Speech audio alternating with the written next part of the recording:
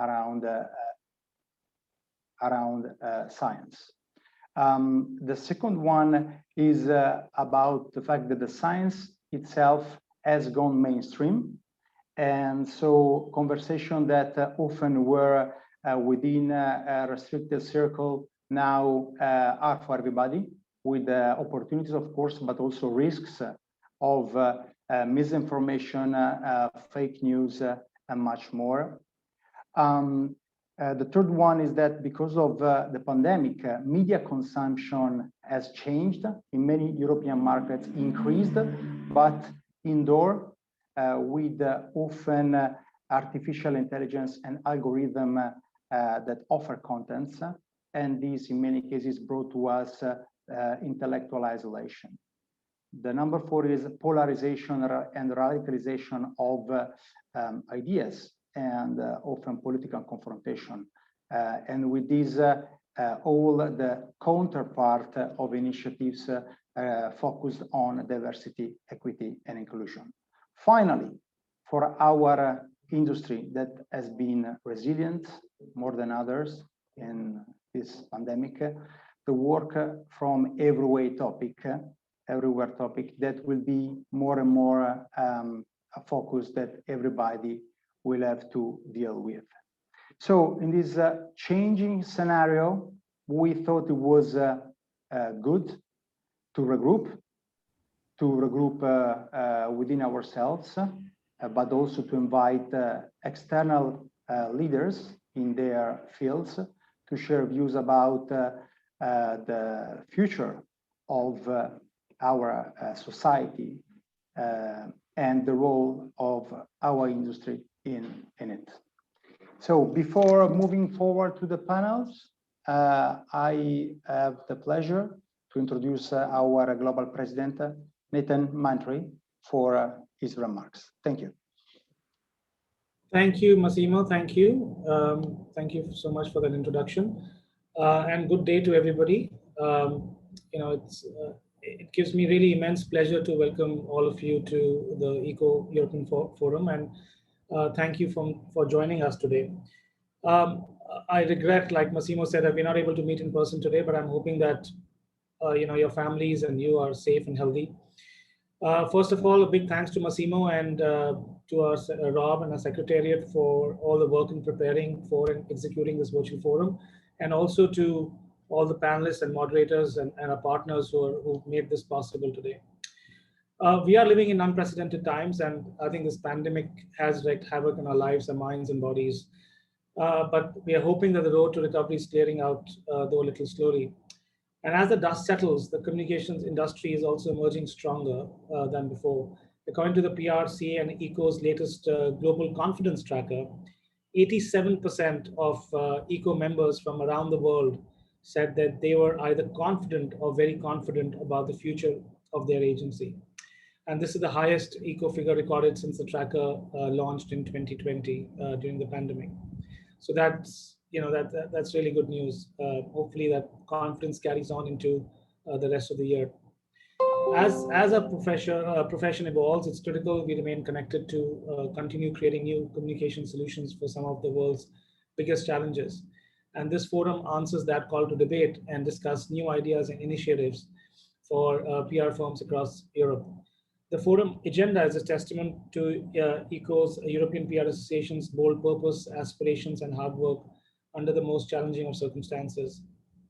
Under Massimo's leadership, ICCO has been the driving force behind the highest level dialogues on important challenges, from ethical use of new technologies to digital media education, freedom of media and expression to media literacy, from AI in ethics to social media regulations and climate change communications to rising misinformation around vaccines. These are critical issues that are affecting not only Europe, but also the whole world. So I look forward to today's discussion, as I hope the rest of you who've joined us today, and I hope the strategic conversations will encourage breakthrough thinking, invite provocative ideas, and help us develop some of ICCO's global objectives for the coming months. Thank you so much. Thank you once again. Massimo, back to you. Thank you, Nathan. And now with pleasure, let me introduce our moderator, Jody Gisbert, Chair of Internews Europe. It's a privilege for us to have Jody moderating this forum. So leave the floor to Jody. Thank you. Thank you. So good morning, good afternoon, and good evening to all of you. I know we have panelists and representatives from around the world. We're going to have some opening remarks about modern communication challenges from Jürgen Ganguly, CEO of the Skills Group, followed by an introduction and overview to all of the topics we're discussing from Yannick Menesser, Head of Digital Development Unit of the Council of Europe. We'll then go on to some panel discussions. I'm aiming to keep those as lively as possible. I know it's very hard. We're all in the same environment day after day, week after week, month after month. So I'm hoping that it will be innovative and participatory to keep you on your toes and take you away from perhaps your internet shopping or anything else you might be doing whilst listening. So perhaps I can ask Jürgen to start us off. Thank you very much, Jody. Yeah, I'm very happy to be here and to talk to you today. Yeah, although it's once again a virtual meeting, yeah, but we are very happy that we have the opportunity to see each other's faces again after such a long time. I have been invited to talk to you about this white paper. Most of you have received on beforehand. Yeah? Tell you a little bit about its history, what its goals are, and where are we heading in our content discussion within ICCO Europe at the moment, and what we want to do in the next steps. For those of you who haven't heard about that, ICCO and particularly the European chapter, we have been very active over the last 4 years to enlarge our scope of work, to enlarge our activities from a purely or mostly business-oriented industry organization towards topics to discuss what we can contribute as industry to general society. You know, we discussed at several of our meetings, may it be board meetings or the global summit or the European meetings, that we are very often consulting our clients and advising our clients how to get active members in society. We do corporate social responsibility projects, we do sustainability projects, but very often when discussing these issues, we found out that we as agencies ourselves and our industry in associations, we are not so much involved in society discussions and in offering our know-how and our abilities to society and political issues and to the public and democratic institutions in our countries.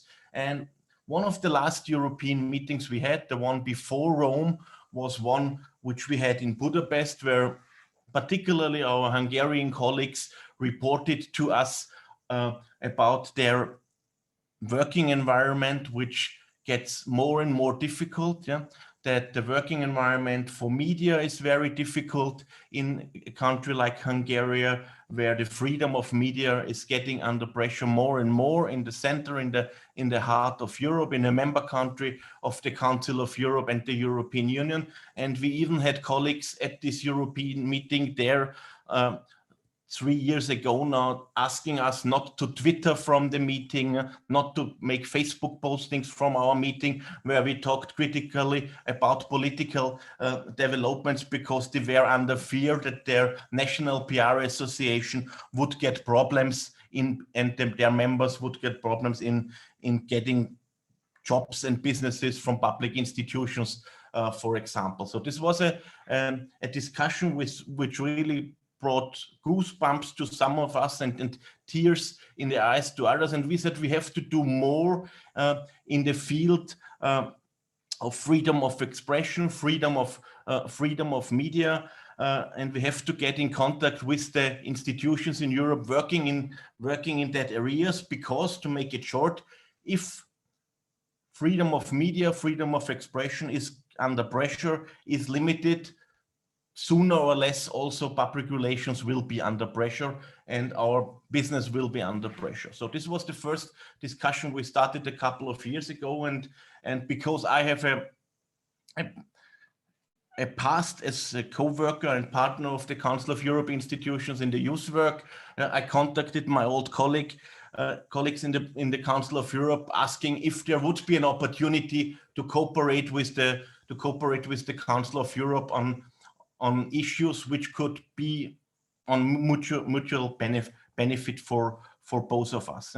And the Council of Europe really welcomed us as ICCO with open arms, and it has been a year ago that we were introduced as a NGO, an industry partner of the Council of Europe, and we had the opportunity to join different working groups within the Council of Europe, where we had the opportunity to exchange our views with different industry organizations, with political representatives. And as a result of that, we created working groups ourselves. And these working groups were dealing with topics: freedom of media, freedom of speech, the first working group. The second working group was dealing with media literacy and media education. And the third working group, very much as a copy of Council of Europe working groups, was dealing with artificial intelligence and digital media ethics. Yeah? And as a result of this working group, this white paper with the headline "Modern Communications Challenges for Society" has been developed. It's just a few pages, but it has some very big news included, and it changes the self-picture, the self-reputation we in the PR industry want to have and want to communicate to the outer world. Yeah? It says that we are not only a business association, it asks all our members, existing and future members within ICCO, to get active in the mentioned fields, to organize projects themselves, and to support projects of other associations, and also to cooperate with the media landscape and with public institutions in their countries in these fields, fostering democracy, freedom of media, and freedom of speech. You all have received this paper. It's a discussion paper. We are going into further discussion tomorrow at the European Board meeting, and since now we have received very, very positive feedback from all our members, big interest also from our members outside of Europe, and I'm confident that we will have a version 0.9 tomorrow at the European meeting, and I'm very confident that the International Board of ICCO will really put this into an active white paper as guidelines for the international PR industry and its associations in the future. So this is the short introduction what we have been doing in the last year in this working group. The paper has been sent out for discussion, and I have been asked to hand over now to Yannick Meneker, who is our partner in the Council of Europe. He is dealing as the director mainly in the digital field and with artificial intelligence, but he is very active in the whole Department for Information Society. And I'm very interested, and I think we all are very interested, what he thinks about the moves ICCO is doing right now and about the content we developed so far. Yannick. Thanks a lot, Jürgen. Good morning, good afternoon, good evening to you all. First of all, I want to congratulate you for the work already done. And I'm very pleased to see that there is inspiration, not only on the content, but also on the way that you process to build this white paper. So this is something important to consider.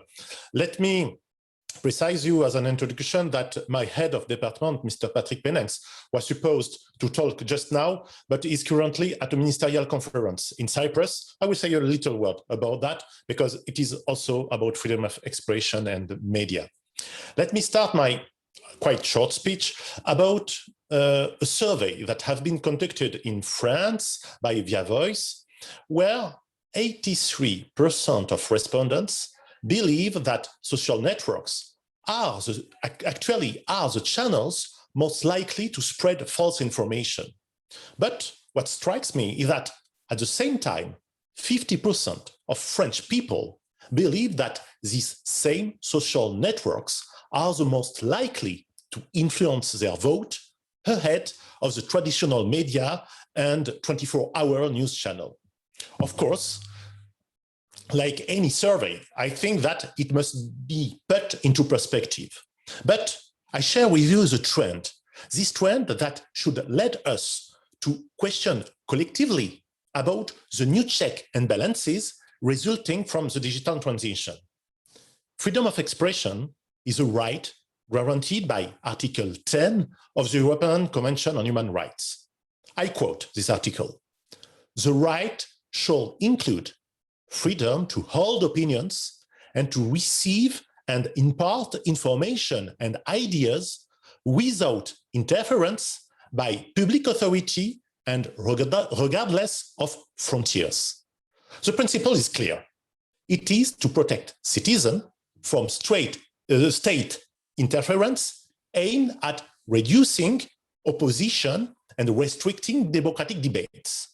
But this principle is immediately tempered in the same article by not only making exception about national security, protection of the rights of other individuals, or the impartiality of justice, but also by subjecting broadcasting, television, or cinema enterprises to a licensing region. The idea of the drafters of the convention was to strike a balance, as in any legal system in a democratic society. But the considerable development and the weight of online information platforms calls this balance into question, in my own opinion. This is why, after years of deferring the issue of regulation, laws are slowly beginning to appear to combat specifically online hate and to guarantee, particularly during election periods, a kind of framework to limit the effect of what is sometimes called propaganda, even if the term has to be defined. These issues are not new. The harmful consequences of hate speech and effective propaganda are already well known. The Council of Europe itself was created after the Second World War for exactly this reason, to guarantee peace on the European continent in a lasting way through binding high-level legal standards such as the European Convention on Human Rights. However, as I mentioned, new balances need to be struck in view of the impact of automatic content prioritization, about also the ability to produce convincing text. I think about GPT-3 algorithm from OpenAI, deepfakes or sheepfakes, or maybe the combination of deepfakes and GPT-3, why not? And that in a kind of industrial way. In other words, we have entered into the industrial age of misinformation and disinformation. I would like to point out your attention to the intergovernmental and standard setting work by the Council of Europe. Last year, our Secretary General held a consultation with all the chairs of monitoring and intergovernmental bodies, with member states also. And the outcomes of this consultation have contributed to a new 4-year strategic framework of the organization. The document presented by the Secretary General to the Committee of Ministers highlights the priority of the Council of Europe. Among the key priorities, you can find freedom of expression, protection of journalism and journalists, AI and hate speech. And today, we have this conference of ministers responsible for media and information society in Cyprus, who also attract our interest. And this conference, which is actually online and tomorrow, is another confirmation of the importance attached by the Council of Europe to freedom of expression, media freedom, safety of journalists, and the impact of artificial intelligence in this sphere. The final declaration that I cannot reveal yet will have key political message. So to conclude, communication policies and strategy must take into account this new and often paradoxical and unstable environment. Paradoxical because we have never had so many tools to communicate.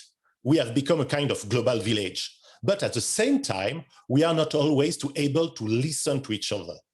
And unstable because the impact of communication on democracy is now more than ever total.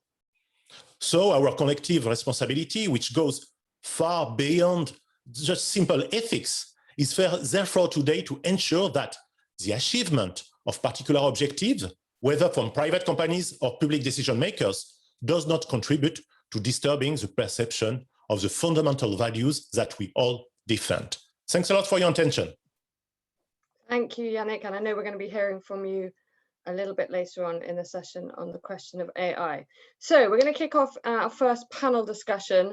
As I said, I'm aware that we're often in these kinds of meetings, can be a little distracting. I've brought some fire to start some fire in case we need some energy. I couldn't find a klaxon for timekeeping, so I have my own timekeeping device. Should I need to encourage the panelists to stop speaking. If you hear that dinging, it's not calling you to drinks, although that would be lovely. It is encouraging you to finish up. I might also cough if you don't want to be dinged at. But I'm going to start off with something a little bit interactive before I introduce the panelists for the next session on media literacy. So we're going to be looking at the question of media literacy, looking at issues of censorship, misinformation online, and so on. And I have three fantastic panelists who I will introduce you to in just a second. But first, I want to do a little bit of interactive work with you. Thank you, Massimo, which is to ask you a question. So I have two questions. The first is, can you please raise your hand? And if by now you don't know how to use Zoom, you go to the reactions bar, which should be at the bottom of your screen, and you just click on raise hand. Please raise your hand if in this group you consider yourself to be media literate. People have already raised their hands without me asking the question. It's astonishing. And remember that this is a group of PR professionals. We're not going to necessarily be taking points, but I'd be slightly worried if some of you don't necessarily consider yourselves media literate, but okay. Yep, please carry on raising your hands. I'm just looking across. Yeah, if you can raise them virtually, that would be great. So again, you go down into the reaction bar and raise your hands. So I'm asking you to raise your hand if you consider yourselves to be media literate. Right. Now, please lower your hands. Yes, gallery view. Thank you, Rob. Works best for this bit. Can you please lower your hands? This is great. I feel like I'm being waved at from many countries. Jürgen has many hands still up. Oh, there we go. Excellent. Right. So the next question is, please raise your hands if you've never ever shared a story or a piece of gossip or a news article without knowing the source first. So if you've never shared a piece of gossip or a story where you weren't quite sure of the source, raise your hand. So there are some very good people on this. Excellent. You can see all of the people with halos at the top of the screen. Okay, thank you. You can lower your hand. I don't know how to do the halo function, but you all have virtual ones. And really what I'm trying to get us to think about as we go into this panel is even the likes of this group, who is what I imagine a highly media literate, media savvy group, will have at some point in time shared a piece of information that is actually what we might call false news, misinformation, rumors and lies. And I think that just tells you the scale of the challenge that we're facing when we're thinking about addressing this question as both PR professionals and journalists and media organizations. We're going to go into that in a bit more detail now, and I have a great panel to talk that through with me. We're joined by Sally Lehrman, who's an award-winning journalist. She's founder and leader of the Trust Project, which is an international collaboration that she began building in 2014 to strengthen public confidence in the news through accountability and transparency. The consortium involves about 100 news organizations. It's created a set of digital standards called trust indicators, which helps the public and news distribution platforms easily identify reliable news sources. And we'll be going to her just shortly.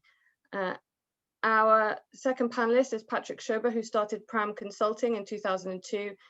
At that time, Pram saw an opportunity to provide consultant services in the field of communication to large multinational firms entering the Czech market. He's won several global and local PR awards and is passionate about passing on the knowledge of public relations practices. And then our final panelist is Johannes Berg, who's Director of Content Solutions at Pressreader, which is an award-winning digital platform that's home to over 7,000 premium newspapers and magazines. press release partners with thousands of publishers to bring readers on-demand access to stories that matter to them. Like a number of our speakers, he's worked on both sides as a journalist and then as a news manager in PR and corporate communications. So really excited to have Johannes joining us. Sally, I want to kick off with you and talk to you about this issue of trust. Fundamental to what you do, obviously, one of the central issues of our time, not just for the media sector, but for society more widely. And I wonder if you can give us a brief introduction to the Trust Project and how you are tackling that issue of trust. Yes, and thank you, Jody. And I also want to thank Massimo and Nitin for inviting me, and for Nico just for the work you do. It's just so impressive, the work you're doing toward a free and vibrant press and encouraging democratic debate. And that really is what the Trust Project is all about. So yes, I started the Trust Project because back in 2014, we were seeing the beginnings, or I should say a trend of decline in trust in the news that had been going on really since news moved into the digital space. And what I was noticing is that people really couldn't tell the difference between journalism with integrity and all the other kinds of information that was out there, because it all looked the same. So something that is reported content with multiple stakes represented, it's a search for truth to help people make decisions about their daily lives, their communities, their governments, that looked just the same as something designed to sell a pair of shoes or to convince you of a certain political point of view, or even more and more we see incite people to violence even. So my thought was, well, how can we use this digital space where everything looked the same to highlight quality news instead, to highlight the integrity, and make it easier for people to make those distinctions out of the hubbub online. So what we did was create our core offering, which is the trust indicators. And I'll show you some examples of those in a minute. But we went out to members of the public and talked to them in Europe, the US, also, where else do we go? Latin America, and asked people, what is it that you value in the news? And how do you make decisions about whether to trust it? And then we married that with journalistic values and thought, well, how do we help communicate these values in the context of what people are looking for right on news pages? And that's what these trust indicators do. They explain who and what is behind a news story. And you can see it right on the site, right on an individual article page. We, as Jody said, we operate collaboratively. We are an international organization. We have sites in 6 countries in Europe presenting the trust indicators on their pages. We also have all provinces of Canada.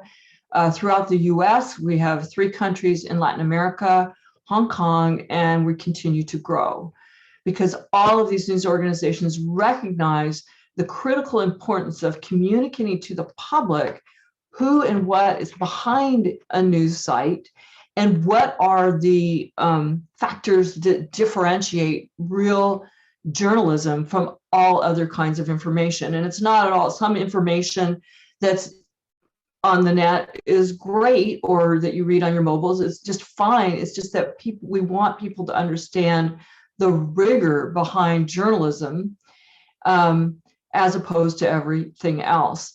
And so sites have to apply to participate. They have to meet certain requirements of independent journalism and a public service mission.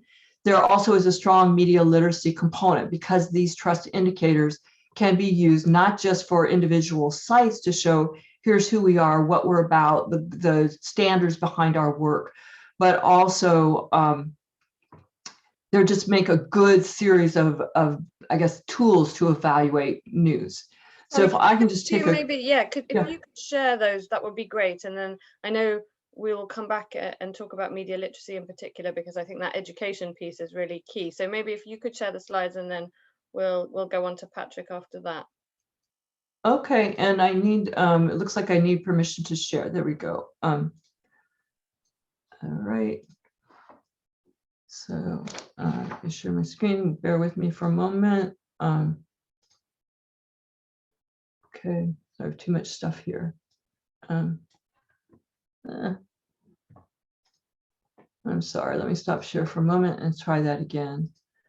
It always has to be if someone's having trouble with Zoom, right? And that today that gets to be me. And I want to give you, I'm trying to get it to share. There we go. All right, sorry about that.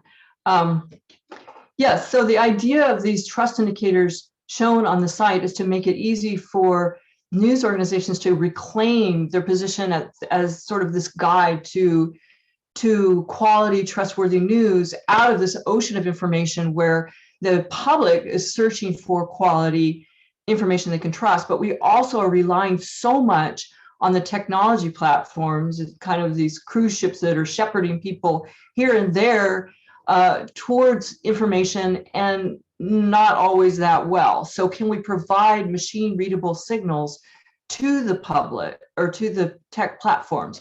So you have the system that both provides the media literacy component to the public, and also, if you will, a bit of a news literacy component to the tech platform so they can do a better job surfacing trustworthy news. These are the 8 trust indicators, and I won't go into a lot of detail, but they respond exactly to what people were looking for. So information about those guardrails that keep ethics, funding, all those things that keep journalism distinct, expertise of the journalists, information, is this news, is this analysis, is it opinion, labels, in some cases information about how the story was built, is it local, do we have diverse voices and a commitment to diverse voices in those stories, and are we engaging with the public? And then this is what it looks like on different pages. So you can see here in the middle, the Washington Post is showing what we call the best practices trust indicator. So it's policies and standards, it's ownership information, it's ethics.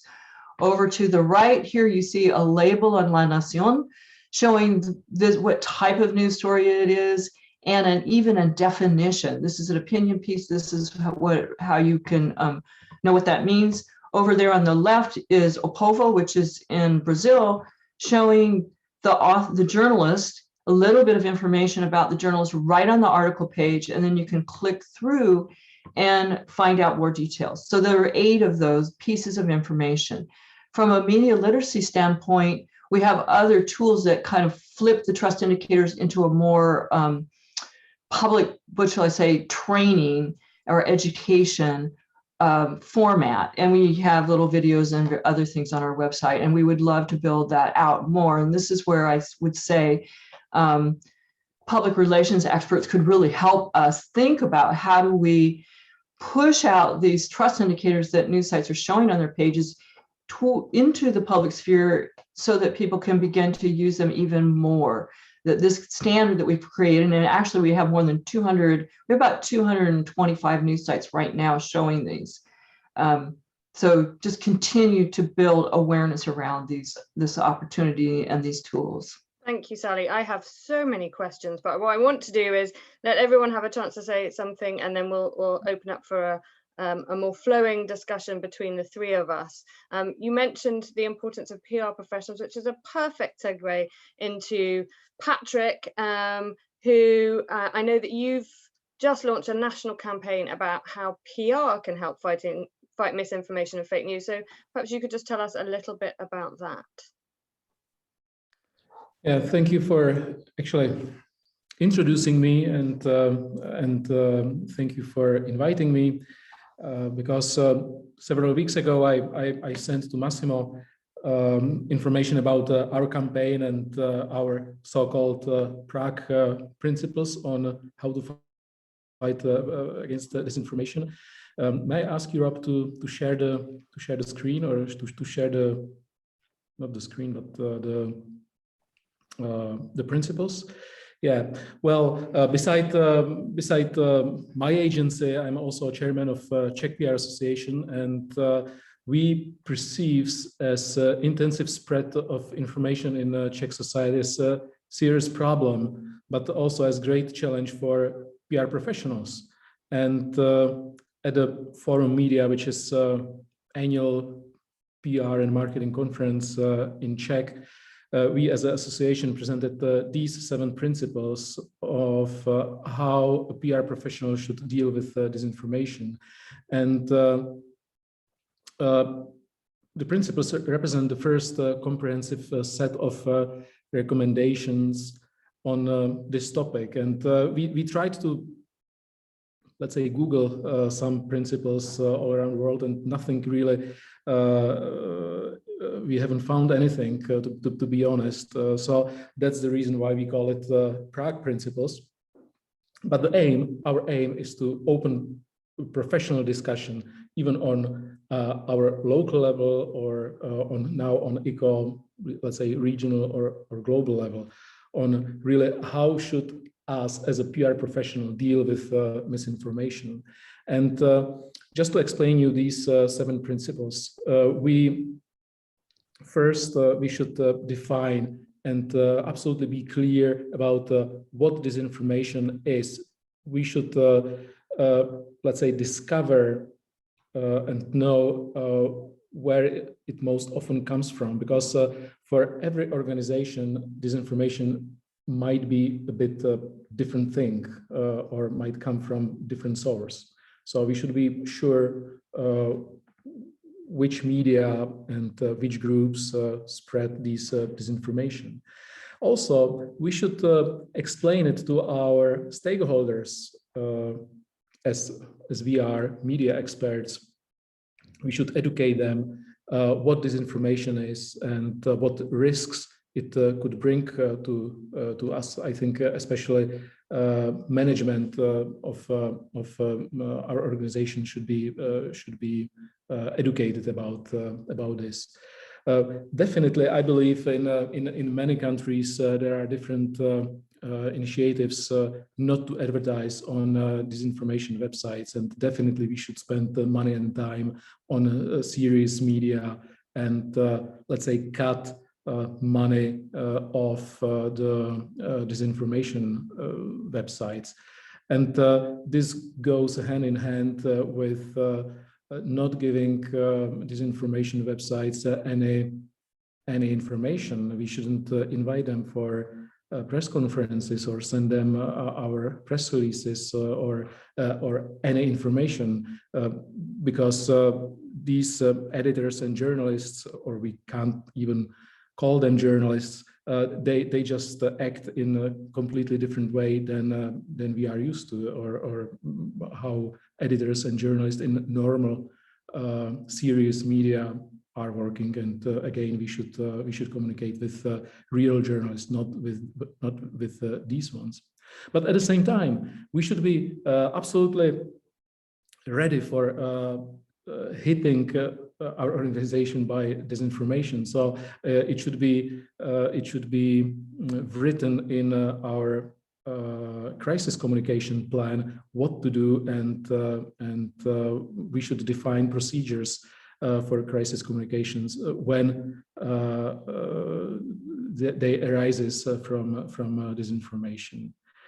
Well, ignoring misinformation may not be the solution. So we should, in the situation of, well, the disinformation is the reputation threat, and we should carefully consider how to disprove the disinformation so that it's not strengthened. And whenever we comment anything, and actually the jury's second question went to this way. Whenever we share anything or comment anything or inform or communicate anything, we always should verify the information by independent source of objective information. We should verify the facts. And the best would be to use some fact-checking platforms. So just we are sure that we are sharing the right information, or that if somebody talks about us, so we should again check the information and verify if they are right, and if they are not right, we should comment it. So that's Thank it you, from my Patrick. side. That's it. I was just about to get out my wine glass, but you perfect. Thank you. So finally, Johannes, perhaps you could talk to us about the work that the publications that Press Reader is involved with and Press Reader itself can do to promote media literacy and tackle mis and disinformation. Yeah, thank you, Jody, for the introduction, and very excited to be part of this discussion. And I first want to start with, from the media literacy standpoint, to add a few points to what Patrick just said. I think from our point of view, from Press Reader's point of view, I think, or from what we hear from our PR professionals, clients, is that, first of all, like most effective communication professionals, they should always and constantly improve their own media literacy and respect editorial independence, because they serve as a bridge between business and journalism, and they can provide new perspectives and insights into industry, which can be a great resource for reporters. And providing credible data and analysis and introducing insiders for interviews can support reporters to write balanced stories and meet deadlines, but they also have to be really careful to choose the right sources for their stories. And what is really crucial in that part is that when you communicate on behalf of your clients, you need to do so with integrity and accuracy. So it's really important to do the fact checking and ensure the accuracy before sharing your stories or your information with reporters. And this is where Press Reader comes in and supports PR agencies get comprehensive information and balanced views by accessing and searching high quality journalism before they even start their communication strategies and start their days. They can research all the high quality journalism on our platform, because all the content that is on our platform is highly vetted and by our team to make sure that it's like really the most trusted sources in the world. And to add to this, we're really committed at Press Reader to improving media literacy, not only by serving the quality journalism on our platform, but we're setting up programs and campaigns to promote media literacy around the globe. So for example, late last year, we launched a campaign, a promotion among our clients and our partners, encouraging them to take a pledge for media literacy, sign their name, to give it more consideration and more attention in the world of the media. Thank you. So let's get into the meat of the discussion. We have less than 20 minutes to solve trust, mis and disinformation, challenges from tech platforms, but I'm pretty confident with this group that we can do it. Sally, I want to start with you. Obviously at Internews, where I work, we work with a lot of small organizations. Often some of the most trusted news outlets are the local community news organizations. And I wonder how easy it is in practice for smaller organizations to become involved with something like the Trust Project. And then sort of following on from that, we had a question, I think, from Massimo, which was what kind of support you provide to organizations who are willing to follow up to adopt the trust indicators. You're muted. I'm really hitting 100% with Zoom today. Doing the bingo. Yes.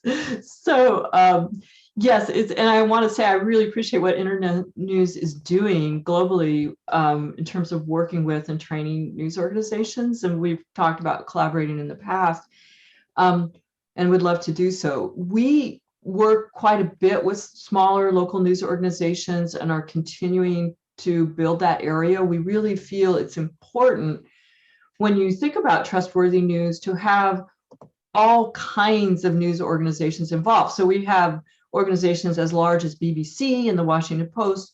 We also have one, we have SciDevNet, which is a very small science-oriented international digital native company. We also have Voice of Orange County, very small local publication. So the idea is we bring them together to together develop these trustworthy practices.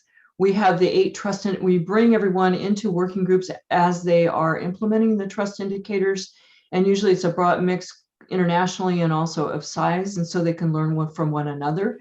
And I will say big organizations learn from the small ones too. Now, in terms of supporting them, we do support them through this whole process of implementing the trust indicators, thinking about things together, like when do you make corrections? Like what is the bar? And then we also do, if necessary, we can offer sometimes, depending on needs, some support for the actual development part of it that they have to do, because you could see there, you've got both the good practices and also showing that to the public through your page design and then through associated markup.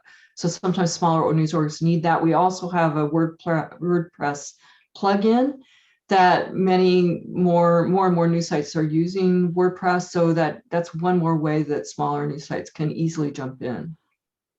I'll come back maybe in a little bit to talk about some of the potential downsides around kite marking and so on. But I wanted to pick up, you talked about media literacy and Patrick and Johannes also.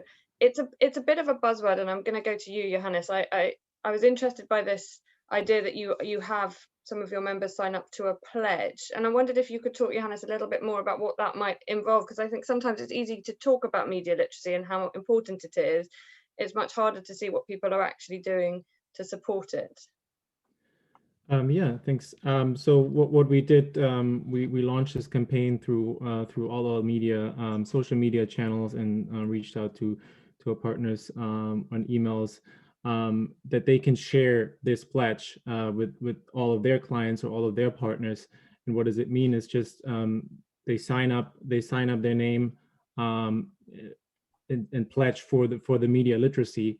And the more people sign that, like with every petition, the more awareness is raises. And our goal of press readers to raise awareness for media literacy, that everyone knows, that the public is aware how important it is, that you need to know what your news sources are, if you can trust them, or like make sure that you cover all of the angles of a story before you make your opinion. And maybe based on information, based on a decision on that. So we really want to raise the awareness and not just send it out, but we really focus on getting it out to everyone and sign a lot of people for it to raise attention.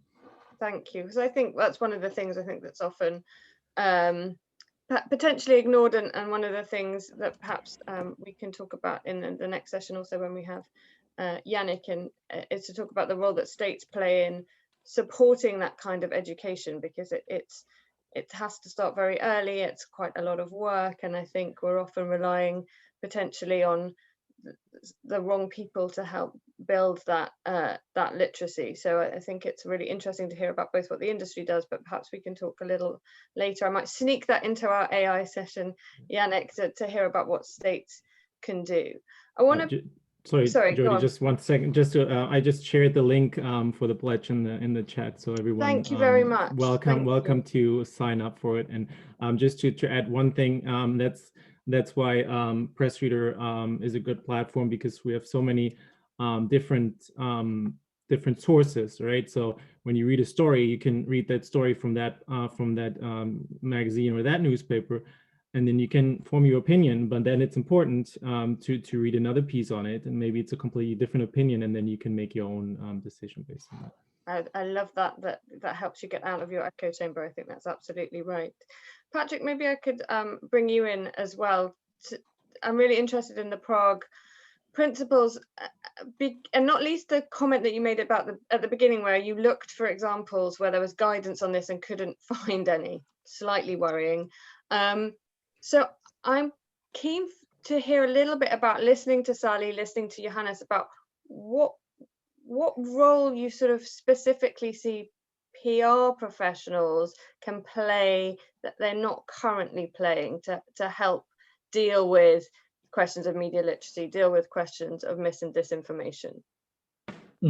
Well, I think that we can play a role of educators throughout different or throughout our organizations, or if I'm coming from a PR agency, we can play a role as educators for our clients, because I think there is no problem of education regarding that there are disinformation. I think generally public, they know that there are disinformation. Problem is that people don't know how to find them, how to see if that particular text or article or medium is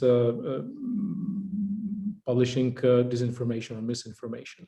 And when I'm talking about education, then the second step would be on that verifying the information. So because all of us, again, we know exactly that that there are misinformation around us, but we are not reading a lot. We don't think a lot because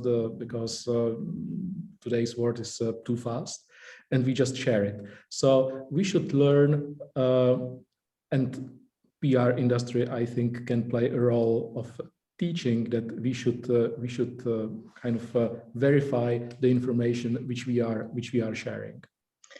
One of the questions I want to ask all the panelists before we sort of round up is whether you think this challenge is something that needs really radical solutions. So we heard in the opening remarks about the role of regulation, or if this is something just, I'm starting to sort of hear from perhaps some of you that it's evolutionary. In other words, social media is very new. We're all learning how to adjust to tell, as Sally said, the difference between, is this a genuine article or not? Well, 20 years ago when Facebook started, it was very difficult to tell. We're kind of developing that muscle. I guess what, you know, I'd be interested, Patrick, whether you think we need really radical interventions, or you think this is something, as we grow up a bit more with the internet, we'll just get better at. I think that well, there are a lot of campaigns targeting on children and students regarding media literacy. I think that there should be something focused on us, on adults. And as we are losing our, let's say, belief in politicians and maybe businesses and media, I would say it's kind of like mission impossible. And I would compare it with smoking and let's say quitting smoking. And because this is there will be always smokers, and there will be always people who will spread disinformation and will not read and will not verify the information. So I think it should come out from our governments and maybe EU and prepare campaigns which will explain how to deal with misinformation and just let's say teach teach us about media literacy.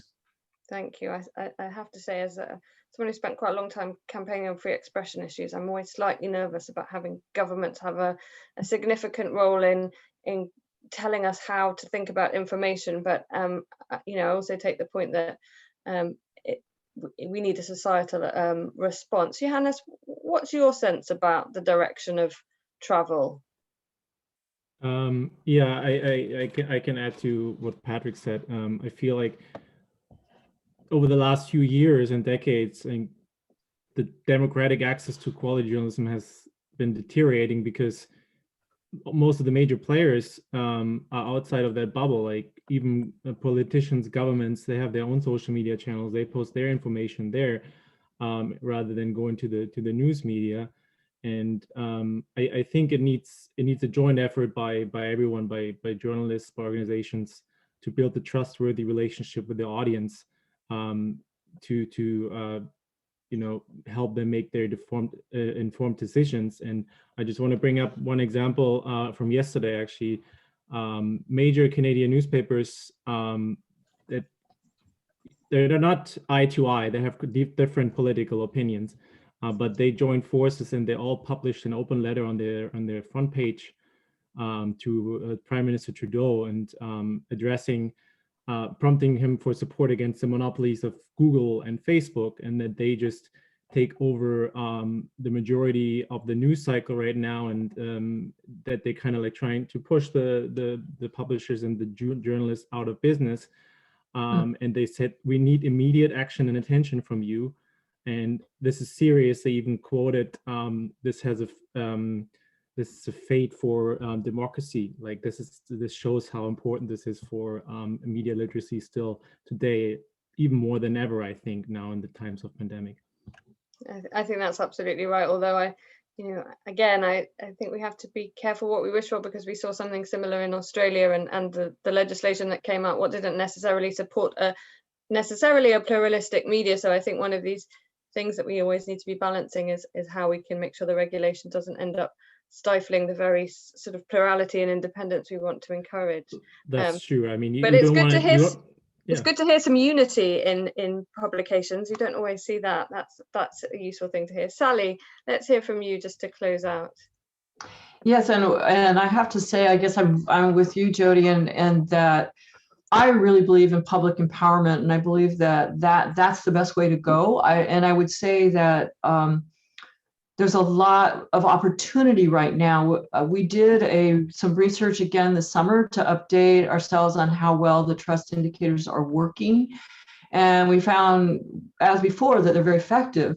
We also found that people are, we did a series of user interviews, and we found that there is so much emotion tied up with news. People are fearful of what's happening in the world around them. They're fearful that they will be manipulated by news. And they're also fearful that they will become part of this whole process of misinformation spreading. So in that sense, we have people very much ready to learn more. And so providing these 8 trust indicators, providing places where they can read multiple perspectives, that's another thing we heard people wanted. That there's an opportunity, and that's a place where we can step in and where PR professionals can make a big difference. And I'm thinking that corporations can also be very active here in terms of having education programs for their employees, for more broadly their clients and customers. So I would really like to see public organizations as well as corporations step forward and use tools like the 8 trust indicators to just help people navigate through this very frightening, really, environment that we're now in. Thank you. And there's lots of really great cases being shared in the chat. Please have a look. We've had case examples shared from Ireland, from Finland. Great points in there. And I think it just shows to me how willing everybody is to work together on some of these. And I think that in itself is probably a change from even 5 years ago. And it's a really positive step. We are at time for this panel. I really want to thank our 3 panelists. You've been brilliant. I could talk to you about this for another 3 years at least, and I think it feels like we could achieve huge amounts just with this group. Unfortunately, we have to move on. Thank you very much to all of you for your time, and we're going to now move on to our panel discussing AI. Please thank our panelists. You can applaud them in reactions, or you can applaud them on screen. Thank you. Thank you, guys. Right. Okay, I am moderating a lot of panels today, so I'm just going to have a bit of a stretch in my virtual space. before we move on to our next group. We are now going to talk about artificial intelligence. And obviously all of these subjects that we're talking about today are deeply linked. We're going to talk about how PR professionals can advise businesses and policymakers on the ethical use of AI, how we should and shouldn't use this technology, and where it can be used for good. And I'm joined by some excellent speakers on this. I'm very pleased to introduce Christina Forsgard, who's the founder of Net Profile. I love, by the way, I found everybody's profiles mostly on LinkedIn, and you all do such an amazing job of describing yourself on LinkedIn. You can really tell that you're PR professionals. I need to do a much better job. So Christina describes herself on LinkedIn as she says, you can call me the mother of Santa and the godmother of slush. I don't know what those things mean, so I'm hoping to explore that too. But she's also a cyber and space nerd, and a geeky marketing and communications professional, an angel investor, an influencer, a startup coach, and an entrepreneur. And she founded marketing communications consultancy Net Profile in 2000, and she focuses on crisis communications and management. So I'm really excited to introduce her, and they've obviously already met Yannick. Yannick is a French magistrate who's seconded to the Council of Europe to advise on digital transformation and artificial intelligence. So maybe Christina, you could start us off. I often find that in these discussions, we get a bit confused about what we mean by AI. So maybe you could just set the ground and what are we talking about in terms of what AI is, and what are the challenges it perhaps presents for ethical communications? Okay, thank you very much. First of all, thank you everyone for being here. Thank you, Jody, for making this so easy for us. You are such a lovely moderator. I feel I'm in very safe hands here. First of all, there is no definite sort of explanation what artificial intelligence is, but to make it really short, I would like to say that it's automated decision making. But right after that, I would like to sort of explore a bit more what the history is, just very briefly, because if you ask geeks about what artificial intelligence is, we usually say it's cool things computers cannot do. And that is sort of mind-boggling, because like 50 years ago, we considered that search and planning were considered AI. So as we mature and as we get more and more stuff done by computer, we sort of start looking at artificial intelligence as, you know, something that we don't achieve. So we will never achieve it because it's so complex. So it's something that the computers cannot do. Cool things computers cannot do.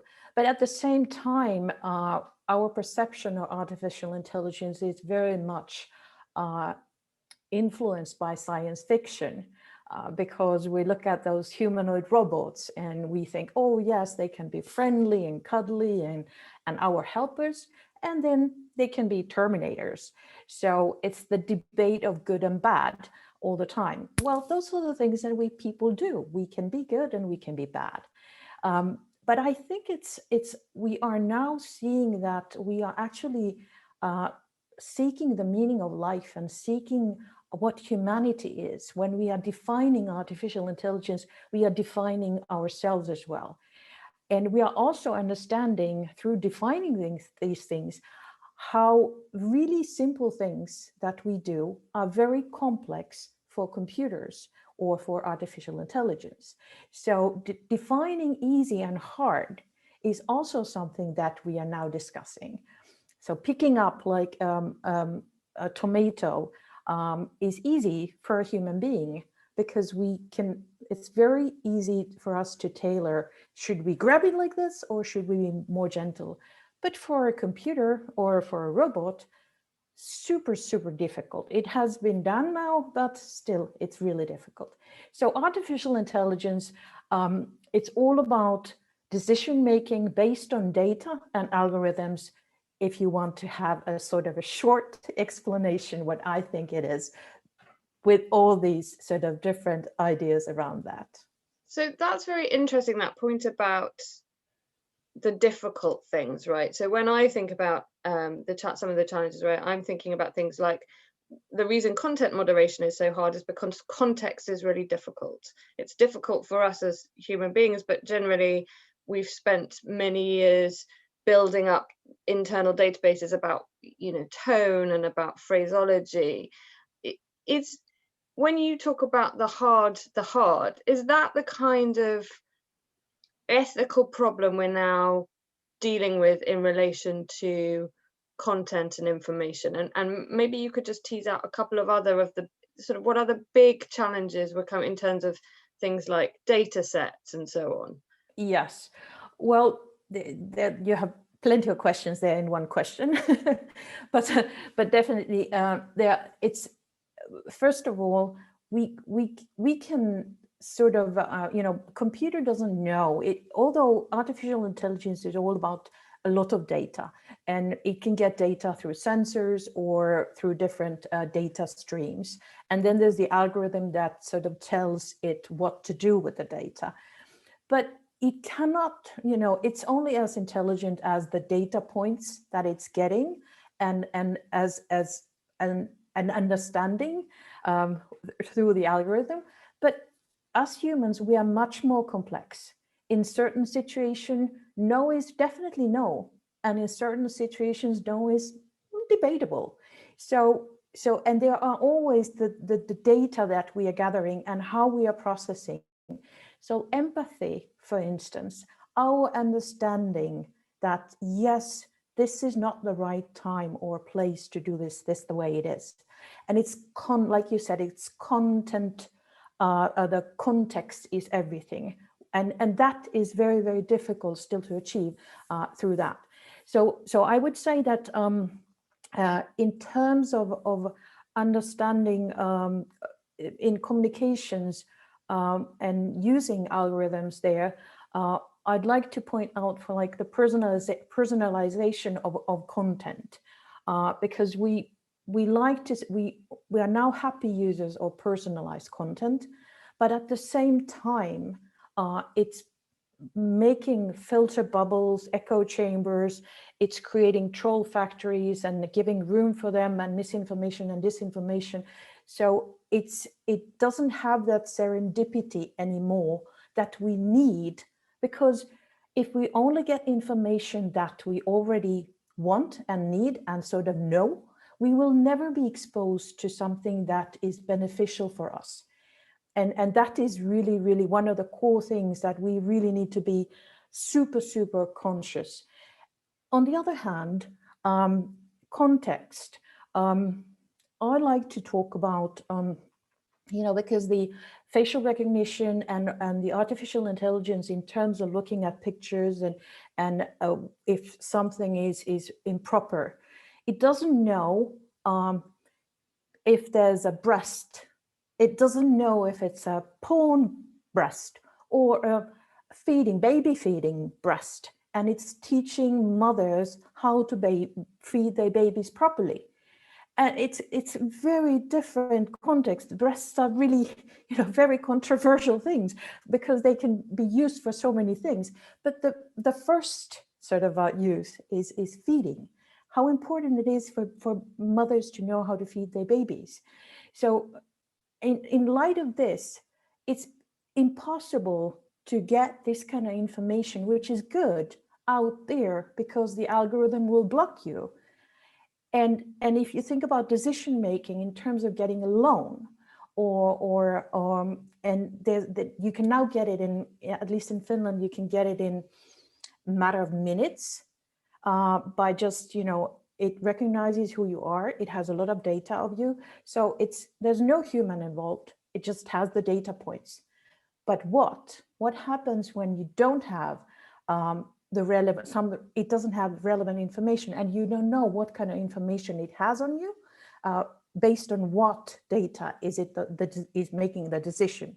And if there's a problem with that, like if there's a false information there, how do you verify that? So in terms of us understanding that all of these things are now changing how we can operate in this world, and whether we have the right to operate, and our human rights are sort of recognized, and who do we turn into when these platforms don't support our good intentions? And for PR people, yes, we do make campaigns about breastfeeding or sexual health or prostate cancer, but you cannot pass these through to people anymore through social media channels. And it's interesting, yeah. And it's interesting, I think there is a fundamental change, isn't there, where, you know, PR and marketing have for a long time sought to build data sets so that they can work out who to market things to. But the big challenge, in a sense, often we had sort of knowingly given that data away. And I think that who owns the data and what's happening with your data and at what point your data is being sort of sucked out all becomes much more complicated in an online age. And that's really where I want to bring Yannick in. I feel a little bit, Yannick, that you're going to have to take the fall for all governments at this point, and all regulators. I apologize about that. So just beware, be ready for that. But I know this is an issue that the ministers are talking about today. I know this is a real key issue for the Council of Europe. I want to get a sense from you of what you think the Council of Europe thinks are the most pressing issues related to AI and communications, and what the Council of Europe is sort of doing to address them. Yeah, thanks a lot, Jody. And just I want to thank Christina for a very clear explanation of what is AI. Indeed, there is no definition at all, and it's very brilliant. I will think about it later to introduce myself what is artificial intelligence. So indeed, Jody, I have this task to recall that regulation matters and that sometimes we need regulation. Let me just, in a nutshell, recall that, for instance, persons like Mark Zuckerberg recall that they create they kind of board just because regulators don't have that kind of things. So it's very important to keep in mind that the role of regulators is important, is not to hinder innovation, it's not to disturb people doing their business. This is mainly, and from the point of view of Council of Europe, to guarantee our fundamental rights, fundamental liberties. I quote that. Human rights, rule of law, democracy. And why it matters? Again, because they are the pillar of peace in Europe. We never have such a long-term period with peace in Europe. I don't say that it's only thanks to Council of Europe. It's not what I want to point out. I want to point out that these pillars matter. So if I want to talk a little bit about what are the main concerns of the Council of Europe about AI, and freedom of expression, communication, I just want to recall among the priorities of our Secretary General, there is, first of all, freedom of expression. And I quote her, both online and offline, meaning that we have rights today in real life, we must have exactly the same guarantees online. It's as simple as that. The other principle that our Secretary General raised is combating all forms of hate speech and hate crime. This is today also a major concern for everybody, because our democracy worth that. Public debate is good. We need that. We need to be able to challenge our views, and we hope in a gentle manner, but we must be able to challenge our views. This is core of any democracy. But in the same time, we must find guarantees with Troll Factory, for instance. This is mentioned today. How can we have sincere public debate with that kind of noise around that, just to disturb, again, a discussion with solid evidence-based information? We can talk a little bit later about science, in the class of science also, that during that COVID period was really mistreated. I think that. The second thing that I want to highlight is that among the priority of Secretary General, freedom of expression, fighting hate speech, there is also artificial intelligence. And it's not a hazard if it comes like that. It's because we want to deal with the digital transformation in our society and try to think about what are the current check and balances needed. And the answer is not unique. So if I disappoint you, regulation is not the key of everything, for sure. but regulation matters also, meaning that the answer of the Council of Europe will be part of possibly binding regulation, for instance, on artificial intelligence. In our dreams, if I may say, or nightmare of some, we think about an international treaty on artificial intelligence, not on our own, but coordinated with other international organizations. It's very important to mention that because there is a specific mandate for Council of Europe, again, human rights, rule of law, democracy. We are the only international organization that is able to create an international treaty on that precise topic. And the regulation of market, this is a business of European Commission. And they have their proposal, and they propose, again, things that are totally compatible with us. I would also quote OECD, UNESCO, they are also working on their side about it. What I want to mention, to conclude and being more precise, is that we will have this year some expert committees that are working precisely first on a draft recommendation on the impacts of digital technology on freedom of expression with draft guidance. You have already online, I will share the link later on the chat. You have already online a guidance note about that.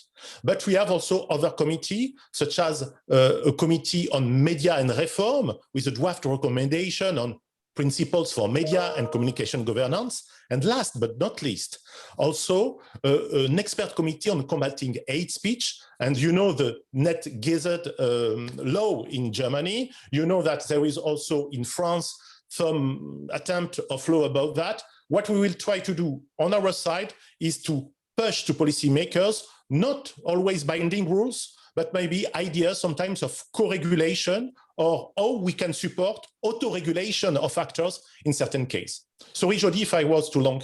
No, not at all. I think it's really important that we hear from Council of Europe, because I think what states do is becoming increasingly important. I think many of us would think that perhaps governments woke up a bit late to what was happening with social media, and now perhaps the pendulum is swinging in a way that some people might not like, but you know, this is the way that we evolve as societies.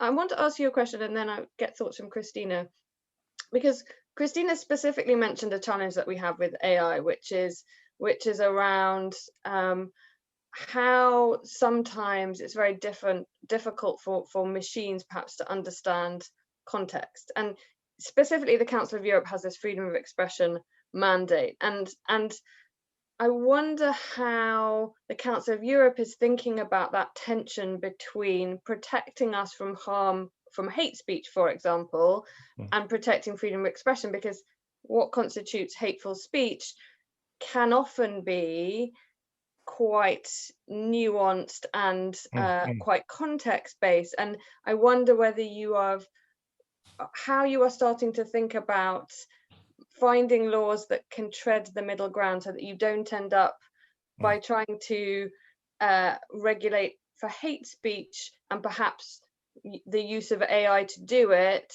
you don't end up restricting freedom of expression on the other side. Yeah, so start with you, Yannick, and then maybe Christina, you can add your thoughts. Yeah, I won't be long to let the floor to Christina also, because I would like to share our views about that. First of all, I think we have to keep in mind that artificial intelligence is not a magic wand, meaning there is a trend today of what we call solutionism, meaning that we believe that thanks to technology, we will solve all the very old problems that we have today in many areas. And combating hate speech, for me, you can have technological solution that automatically assess in very complex way the content, that try to find trends, that try to even guess what is the feeling of someone. But you know, as a jurist, I always came back to some realities. And the reality, for instance, is that you cannot solve with calculation all the issues of our world. In other words, there is also some algorithms that pretend to predict the recidivism, you know, to predict if someone is dangerous or not. And when you search a little bit in the history of science, we already know that it does not work. And it's not AI that is new. This is the way we think that because we have a new tool, we think that this tool, we can solve more concrete problems that we do not have solved before, you know? So again, for hate speech, I think, in my opinion, this is also a question of education. And I really appreciate when you mentioned in the panel just before that Pierre should have a role of course, of ethics, that could have a role of advisor about that, of what we can do and what we cannot do. Because you can create all the laws, and again, I support regulation because basically I'm from Europe, you know, and we appreciate regulation. But joke apart, we need to think carefully how we can educate more and more people. Because when you read things that are obviously false and you are educated, you can maybe take a little bit of distance about that, you know? And I'm not sure that populist speeches could have the same impacts with educated people. Just think about what is the project of democracy. Project of democracy is, first of all, education of citizens to be able to make choice. You could have different opinions, but they must be evidence-based.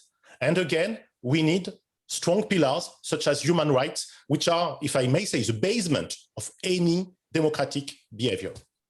Thank you. Christina, what are your thoughts about that tension, if you like, between relying on technology to solve some really large problems that we have around polarization and so on, with the dangers that presents to free expression, which is so fundamental to the work of PR, media organizations, and communications professionals?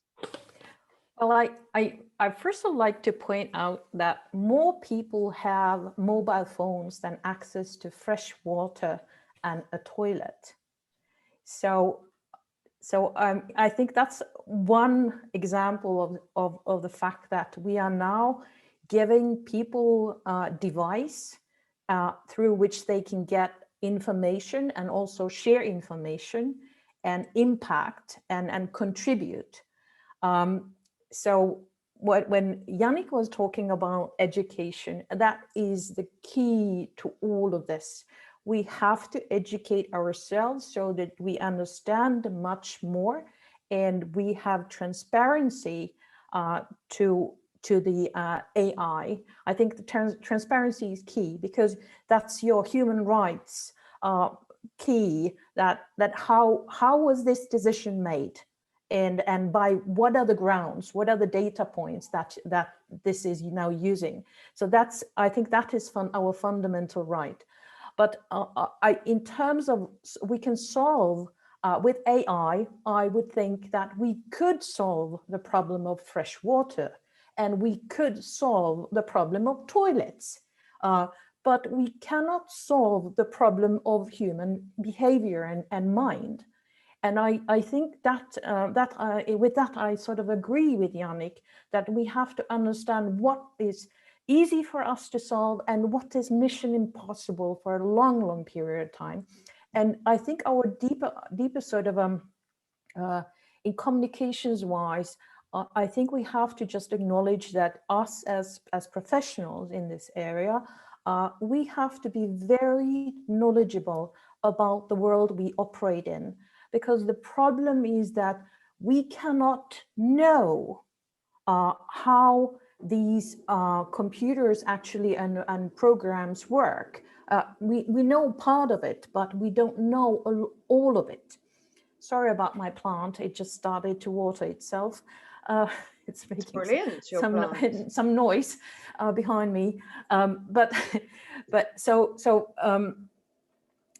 I think it's something that we just, the education on our part is a must and it's a must that we understand much more of the applications and services that we use in our professional life, because then we are able to sort of make educated decisions ourselves of what we are using and what we are not using. And there, I think regulation is in place. And the regulation should be like giving out that transparency information, that we have access to that. That, I think, is only fair. And then it's up to us to decide how we use it. And that's when it comes to our ethics. And our ethical behavior is the only thing that keeps us from doing bad things, because with that kind of data and that kind of tools, it's like an axe. You can chop the wood, but you can chop someone's head as well. It's just about you. That's the question I wanted to ask you, really, was, and I was struck with Patrick's Prague principles. Is that the kind of thing that the industry, and perhaps it exists already, that the industry needs to be moving towards? So you have education, you have regulation, but actually you need a kind of, again, a bit like also Sally's trust principles. Do you need a sort of code of ethics for PR practitioners specifically related to how AI is used and data gathering in an online space? I think we do. We have our code of conduct already. It's very high level, but at least in Finland, we have worked out more granular sort of code of conduct.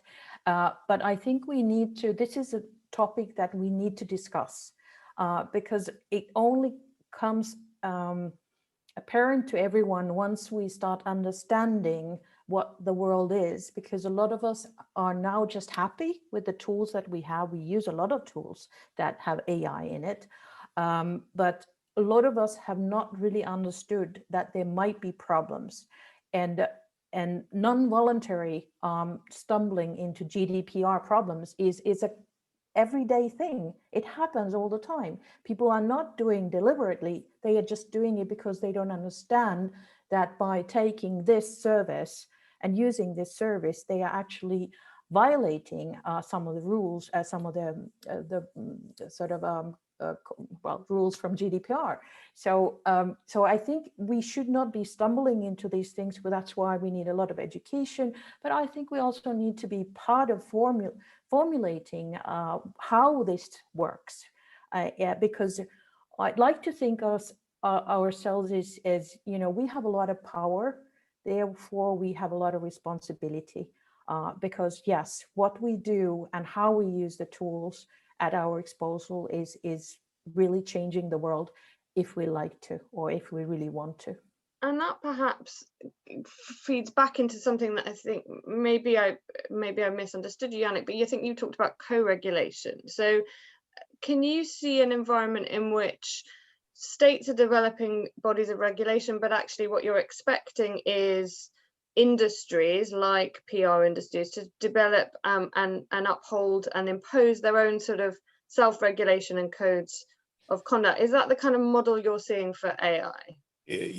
For AI, especially, not especially. Let me be precise in my answer. All depends on the level of impact that you try to convey, that to modulate.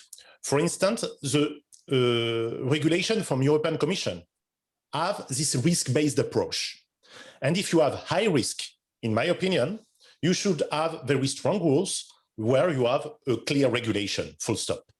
But as you mentioned clearly, Jody, sometimes, and for some application, you need a mix of tools, meaning a good regulation, good basis, which creates legal certainty for everybody, because it's important for business also to have legal certainty, and having a room for more discussion, co-regulation, why not, on certain aspects, to adapt the rules to daily life, evolution of technology first, because again, this is an evolving topic. And also, if you want regulation to be effective, you must create the feeling that the professionals are the stakeholder of this regulation. Because if it's only a vertical approach, sometimes again it's needed. With fundamental rights, in my opinion, there is no discussion possible. But, you know, I don't have the good English word, maybe, sorry for that, the interstice, you know, in the small space of regulation, because a regulation cannot set up rules for everything. And in daily behavior, you can do such things. Let me give a concrete examples. Using cognitive bias. For me, you cannot play with that when it comes to justice or public services or things like that. It's clear. But again, when you are discussing, for instance, on making money with a business and you try to convince people for sales, for instance, we use cognitive bias for sales. But must we forbid that? Must we help citizens to better understand how it works? This is a clear debate for me. So again, our society today do not appreciate nuance, you know? We do not appreciate not white or black answer. And obviously life is almost gray and not always white and black. So it's why, as Christina mentioned, i.e., digital technology will not solve these all very difficult issues where we need democratic debate, we need discussion between humans. We must also decide of what kind of society do we want to create and live. And you know, you mentioned in the introduction that there is geek. I am a kind of geek, I must admit. I'm fond of technology, you know, and my wife is also upset with all the gadgets I buy, really.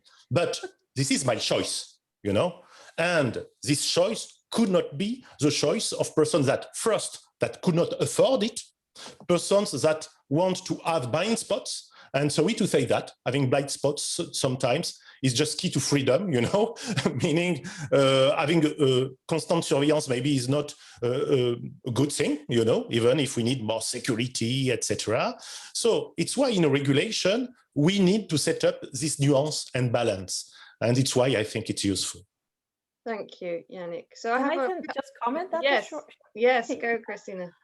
I think it's really important that we sort of, even though this, I don't want to have a negative tone to this, because artificial intelligence definitely has a lot good to bring to us, because it can also be a tool to monitor all kinds of things that we see here.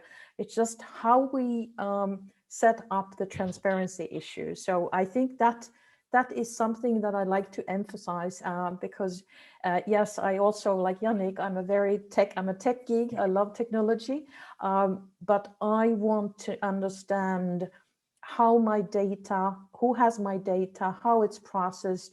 I want to know if my phone is how much data it's giving out of me when I go to different places and do stuff. And I think that is something that is our fundamental right. It doesn't really, you know, it doesn't make sense to restrict the flow of data, because the data can do a lot of good things to us. But it's just that we understand where it is and we have more control over that. It's like, you know, the my data sort of a movement, I think is a really healthy thing. Without having to read through 16 pages of approvals and things and so on. Thank you for that. I do want to know if AI is watering your plants, but in true Zoom fashion, I have locked my daughter out of the house. So I'm just going to pause at the end of that session to say thank you very much to our panelists. We will be moving very shortly onto vaccine confidence as soon as I let my children into their home. So bear with me, play some music, and I will be back shortly. Thank you so much. Thank you. Thank you, Jody. Thank you all.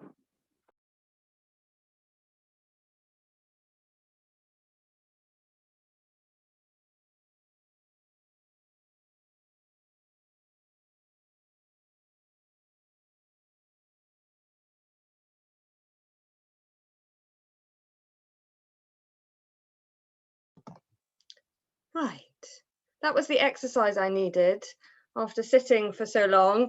If you need to stand up, move about, wave your arms in the air, please do. We are now, thank you, Christina's doing it. It's not healthy necessarily to stay seated for so long, so be doing your ankle exercises. I'm here for your, to look after your health as well as your minds. And we're now going to move on to what is, I think, probably the topic that has exercised more people's minds here than any other over the past year, and yet perhaps something that until last year, many of us would not have thought about, and that's how we can communicate specifically on healthcare and vaccination and encourage vaccine confidence. And I'm really thrilled that we have two excellent speakers for this panel to help us think through vaccine communication challenges. So we're joined by Marie-Agnès Hein, who's head of communications at the European Medicines Agency, which is a decentralized agency of the European Union, and it's responsible for the scientific evaluation, supervision, and safety monitoring of medicines in the EU. So I imagine that that's not been at all busy over the past year. Marie-Agnès is a former comms officer for the WHO and a trained radio journalist with a strong background in communications. And we're also joined by Heidi Larson, who is the founder of the Vaccine Confidence Project and professor of anthropology, risk and decision science at the London School of Hygiene and Tropical Medicine. She's also a professor at a number of other universities and previously headed global immunization communication at UNICEF. And if you have been following anything around vaccine confidence communications, you know that Heidi is a global leader in the thinking around this issue. I'm going to start with you, Heidi, to get a sense from you about what's the scale of this issue, what's the kind of scope of this issue, and what are people getting right, and what are governments in particular and authorities getting wrong in talking about vaccines in particular?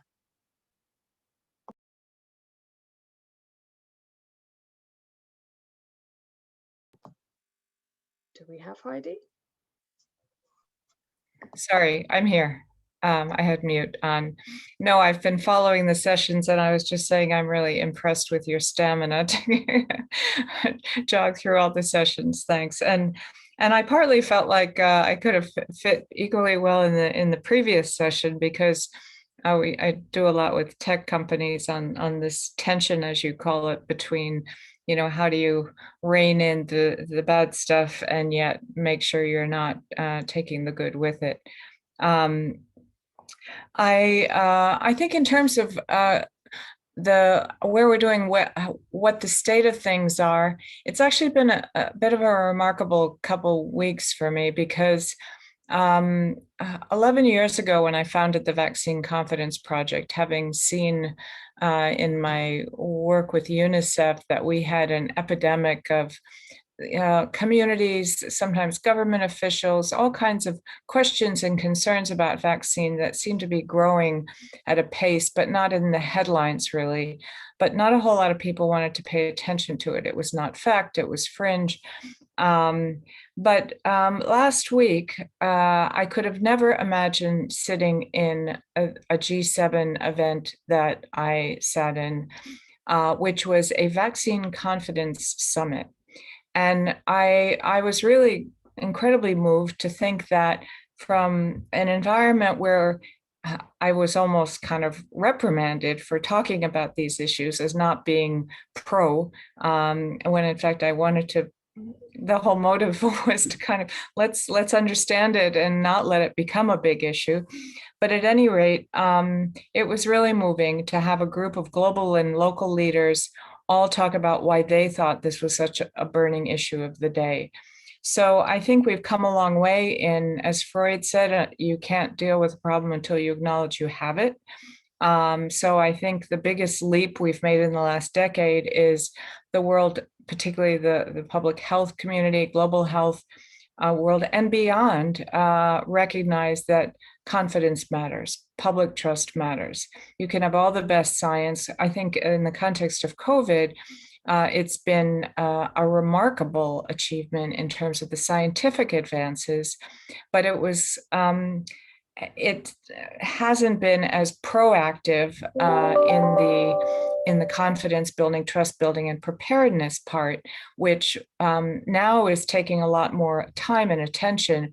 But I still wish we could have already started earlier when the lab science was going on, that we were already doing more preparedness. But overall, I think there has been a lot of innovation. And I think the best thing about what, if there is a silver lining with COVID, the current situation, is that it's gotten out of the box of vaccination and not, I mean, in terms of the typical players, because vaccines are really in the health field one of the most what do they call it, pillarized, not embracing, it's very focused, and not even within immunization, but someone will, I do polio or I do measles, and it's not even I do vaccines, So what's remarkable is to see everything from barbers and hairdressers to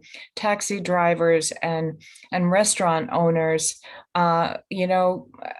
trying to engage around vaccines and actually understand a bit about how they're made. And I know you wanted 3 minutes, so. No, that's fine. I was going to reflect on that, is that I often have quite detailed conversations now with my father, who is a computer scientist, about the various vaccines and the various variants, because he's South African and has become very interested about, and to have quite detailed conversations with him about how the science of vaccinations work. I never ever imagined having, and I imagine lots of people are having those, becoming sort of armchair experts. I'm going to go on to Marie-Agnès in a second, because I want to talk about the EMA response to COVID. But I wondered, Heidi, if there's a sort of simple way of outlining what it is that creates confidence or mistrust in vaccines. Are there a sort of set of common factors that build people's trust or skepticism around vaccination? Well, one study we did with 32 countries around the world in last December, which was on the one hand asking about public willingness to take a vaccine, from a strongly agree to strongly disagree. In addition to that, collected a lot of background, socioeconomic, demographic data, age, sex, education, income, all that stuff. But we also threw in some questions about how they felt about the COVID response. And above all other factors, the most predictive factor for strong willingness to take a COVID vaccine was a sense that the government was handling the COVID response well, more than anything else. And that was really striking, and pretty much across all countries. So, and that to me reflects how much confidence in institutions, in government matters, and that really our KPI, as it were, should be trust and confidence, and not just did they take that vaccine. That's really interesting, actually. And one of my colleagues who works in Eastern Europe and in Eurasia was saying that one of the issues they'd seen in Russia was that after the Russian government went telling everyone how great Sputnik was, because there's such an inherent mistrust of the government, people then assumed that the vaccine wasn't very good, where in actual fact it's fairly efficacious. But the fact that the government was promoting it actually mitigated against people taking it. So I think that's very interesting. Marie-Agnès, let's talk about the EMA. As I joked that you must have been a little bit busy over the past year, but I'd be really interested to hear about the way that you went about communicating over the past 12 months and what lessons you've learned. Well, many thanks, Jody, and many thanks to ICCO to invite me to this panel.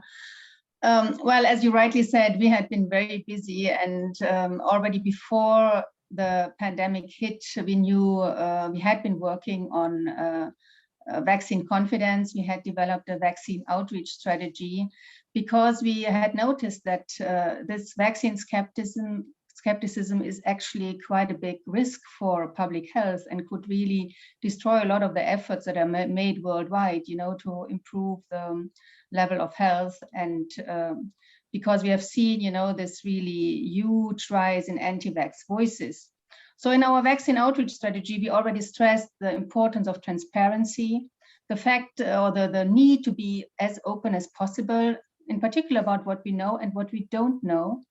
Then also to listen to people's questions and concerns and provide clear and meaningful information through channels that are also accessible to people.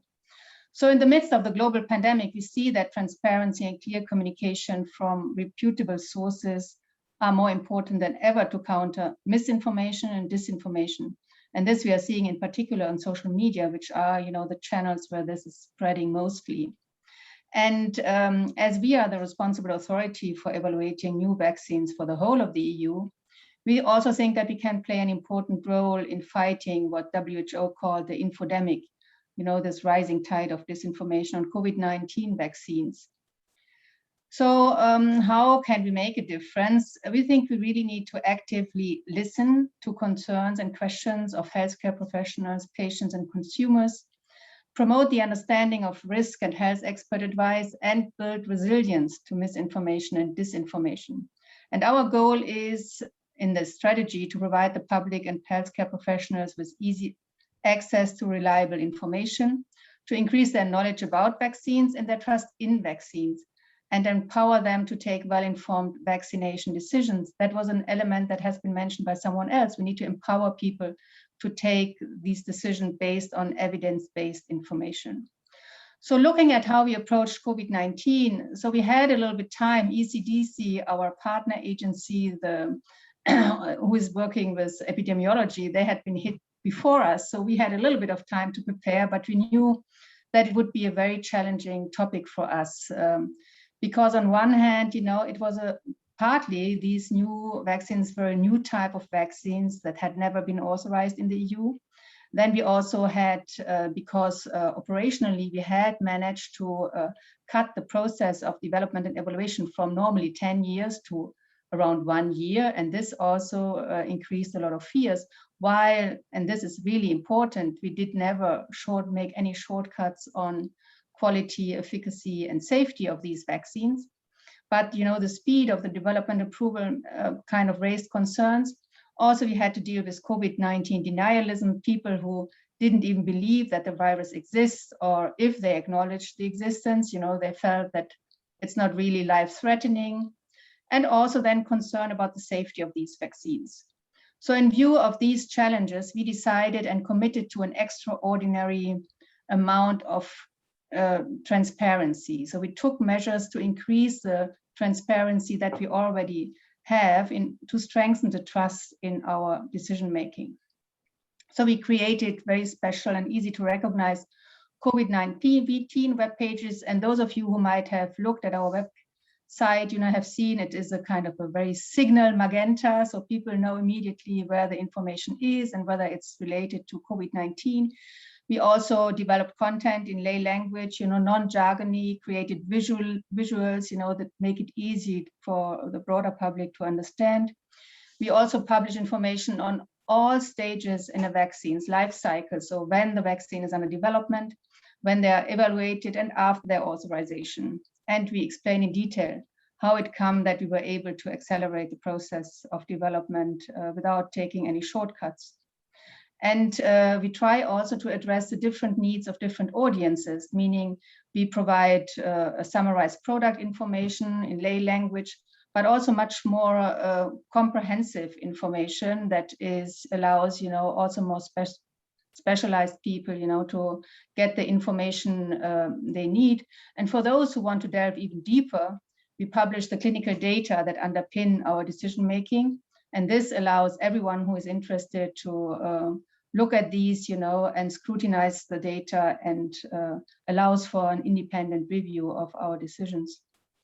But perhaps before stopping here, I only want to say that we aim to not only publish information, we want to communicate better by adding context to the data we release, and by explaining the science in plain, non-jargony language.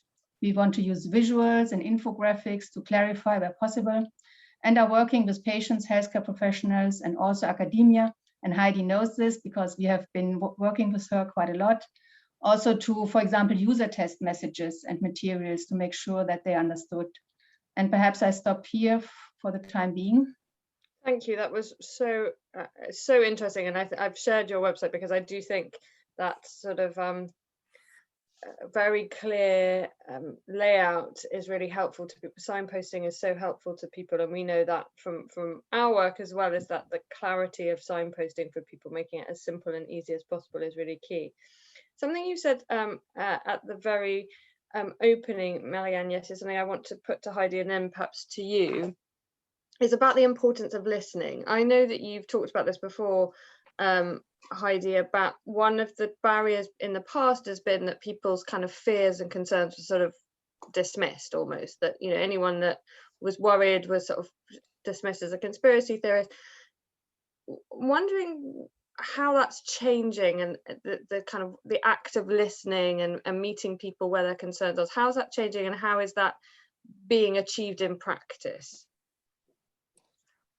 Well, I hear a shift in some of the language and what people are saying, in particular in the last few months, and maybe COVID has helped this, but I hear more acknowledgement that we need to listen more. I think for a start, to not judge so much, because I think what a number of parents have come to me about is that that they, you know, feel like they can't even raise a question in the doctor's office or in the surgery when they're getting their child or themselves vaccinated, because they're judged as being like anti-vax, and that really shuts down the conversation, and it just hardens their sense that, you know, either they're hiding something or they don't want to, you know, they're not even willing to give me an answer to my question. So I think that the ground is shifting, at least in terms of, I hear a lot more acknowledgement of it, and a bit less of those crazies, those, you know, those anti-vax, which is a term I really think is way overused relative to what the real public concerns are. And I think particularly in the context of COVID, you know, we really need to be open more than ever to people's questions and concerns, because the science is evolving, and we can't say with the same authority, as it were, around a measles vaccine that, you know, that we can around COVID. And actually, maybe one of the concerns or questions that someone raised are actually flagging some important information that we should be alert to. I mean, you know, if we think back about the narcolepsy, that was a real eye-opener. And I think to the EMA's credit, when, you know, the HPV vaccine was, you know, Denmark asked for that to be re-reviewed, it was very much, you know, the recent consciousness of the fact that things can happen. I mean, not in general, you know, the EMA is very thorough, but, you know, it is a reminder that things do come up, and we do need to be alert. And that's where I think, you know, from the previous panel, this discussion of, you know, the fine line between what's harmful and what is allowing people to share what their questions are, now is a particularly tough time to be drawing a hard line there, because we're not totally sure. And I wonder if you are concerned by that, because I know the likes of Facebook and Twitter have really been toying with, you know, how do we deal with people who are sharing and disinformation about vaccines online? But there is, as you say, there is a fine line, because at some point 3 months ago, we had government saying, actually, we're not really sure we should be putting the vaccine out. So is there a way to balance that? Do you think we should be encouraging social media companies to remove certain types of content? Where do you sit on that? Well, I think most of them have come up with this kind of triaging approach that if something is overtly harmful and there is some definitive evidence, drinking a quart of chlorine is not going to cure you. That should definitely come down. You know, even if the president tells you. Yes, yes, despite that, yes, exactly. So, I mean, there are certain things that are explicitly harmful, but there's a lot of questioning, a lot of doubt, and you can't delete doubt either ethically or just in general. And part of the problem too is sometimes these pieces of either mis or disinformation, as they're calling it, for the manipulated information, that is increasingly situated in websites and other things that are actually overall not a bad thing, and purposefully sometimes put there. And that's when, you know, companies like Facebook or Google or YouTube or Instagram, you know, they're not a media company. They're not in the business of, you know, line by line editorial decisions. So it's a complicated situation. I'm not, you know, being dismissive of some of the things that they could do more of. But it is complicated, and I think we need to be alert to that. I think we need to invest a lot more into building a critical and resilient public that thinks before they share, that, you know, looks twice, that remembers to go to, you know, that not to gobble it all up without reflecting on it. So I think we have a lot of work to do from school age to give examples of stuff that looks like it's fine and turns out to be quite harmful. So I think that kind of critical thinking is really important to also invest in. It's so interesting to me that in every single panel we've done so far, that investment in critical thinking is the theme, whether it be talking about news websites and supporting media freedom, whether it be thinking about the role of AI, and now whether it comes to vaccines. I think that's a really powerful common thread. Marianne, yes, how do you balance this complexity on the one hand, as Heidi says, these things are highly complex, very fast moving, with the need to offer simple, not simplistic, but simple and clear messaging? How do you do that? Well, I think it's also a bit internal communication. As you know, we are a regulatory authority. We have, many, hugely specialized experts working with us. And one of the lessons we learned is also that we need to work with our people to bring them in a process, where we develop, easy to understand language that probably lacks one or the other detail, but is better understandable. It's really conveyed in a language that people can understand, and is not in the jargon, the scientific jargon, because this blocks people from understanding and really consuming the information we can provide. So we have this education internally, and I think we have been meanwhile quite successful, because also people in-house see how important it is, to, for example, build a relationship with the media and make sure, that we get our messages across, and be it in press briefings or be it in the public meetings that we also did with stakeholders, to show them that we are open to their questions and willing to respond, to these kind of valid questions that are out there. I think that's very important. On the other hand, these platforms, we all have a kind of responsibility that was mentioned today quite a lot. But I also think, that these platforms have a responsibility, because their power to spread this mis or disinformation is really huge. And if we look at the development of the consumption of news, that is really mainly, moving towards, being mainly online, being, by only very few platforms, being kind of within bubbles and echo chambers, we need to make sure that we kind of break through this and get the information out there so that people really have the chance to make a well-informed, decision, for example, on vaccines. That's really interesting, that question of what we're noticing a lot in our work at Internews is that while often misinformation about vaccines will start perhaps at global level, it will move very quickly into kind of decontextualized into communities, where actually the only way to then combat it is to go offline and have the conversations amongst trusted community members and take it away from online, because it's so far removed from the sort of original source of the misinformation that it needs people who really understand the local context, who can speak the local languages, who understand the local concerns, to start to counter it, which is obviously hugely labor intensive.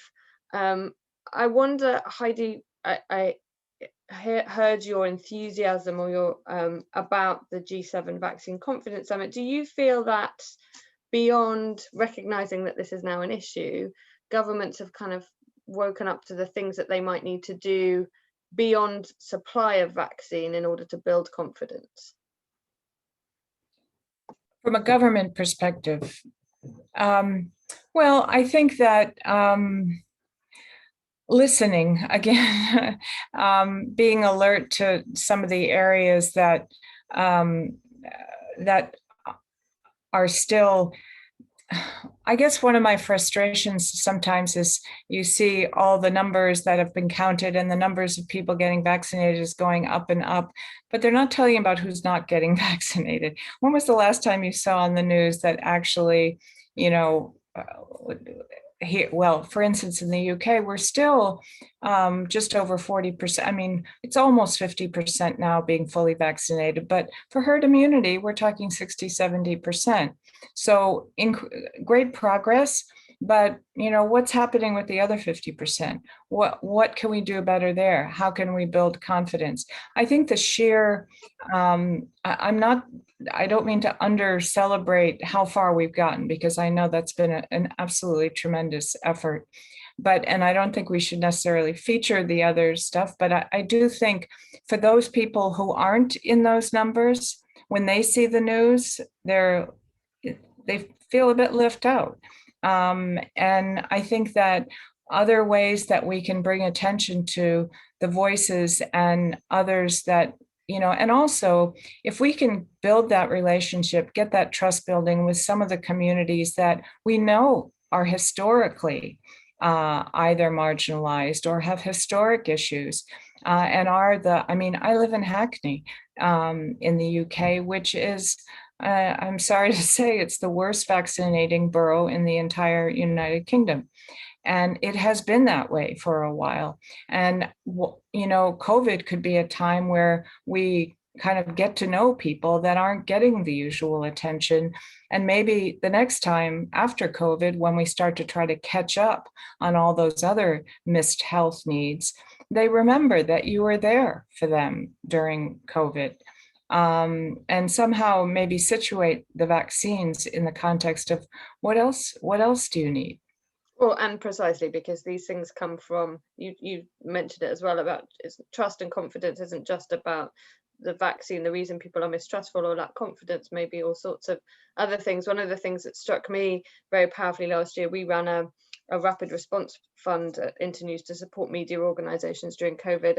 And we got quite a number of people, even from the UK and the US, looking for support to specifically be able to speak to marginalized communities about the illness, including an organization that we support in the UK for the Filipino community, who, despite the fact are, you know, a large number are employed in the NHS, don't necessarily also always feel that they're being communicated to in ways that are relevant to their community. So I think it's really interesting to think about those pockets within communities.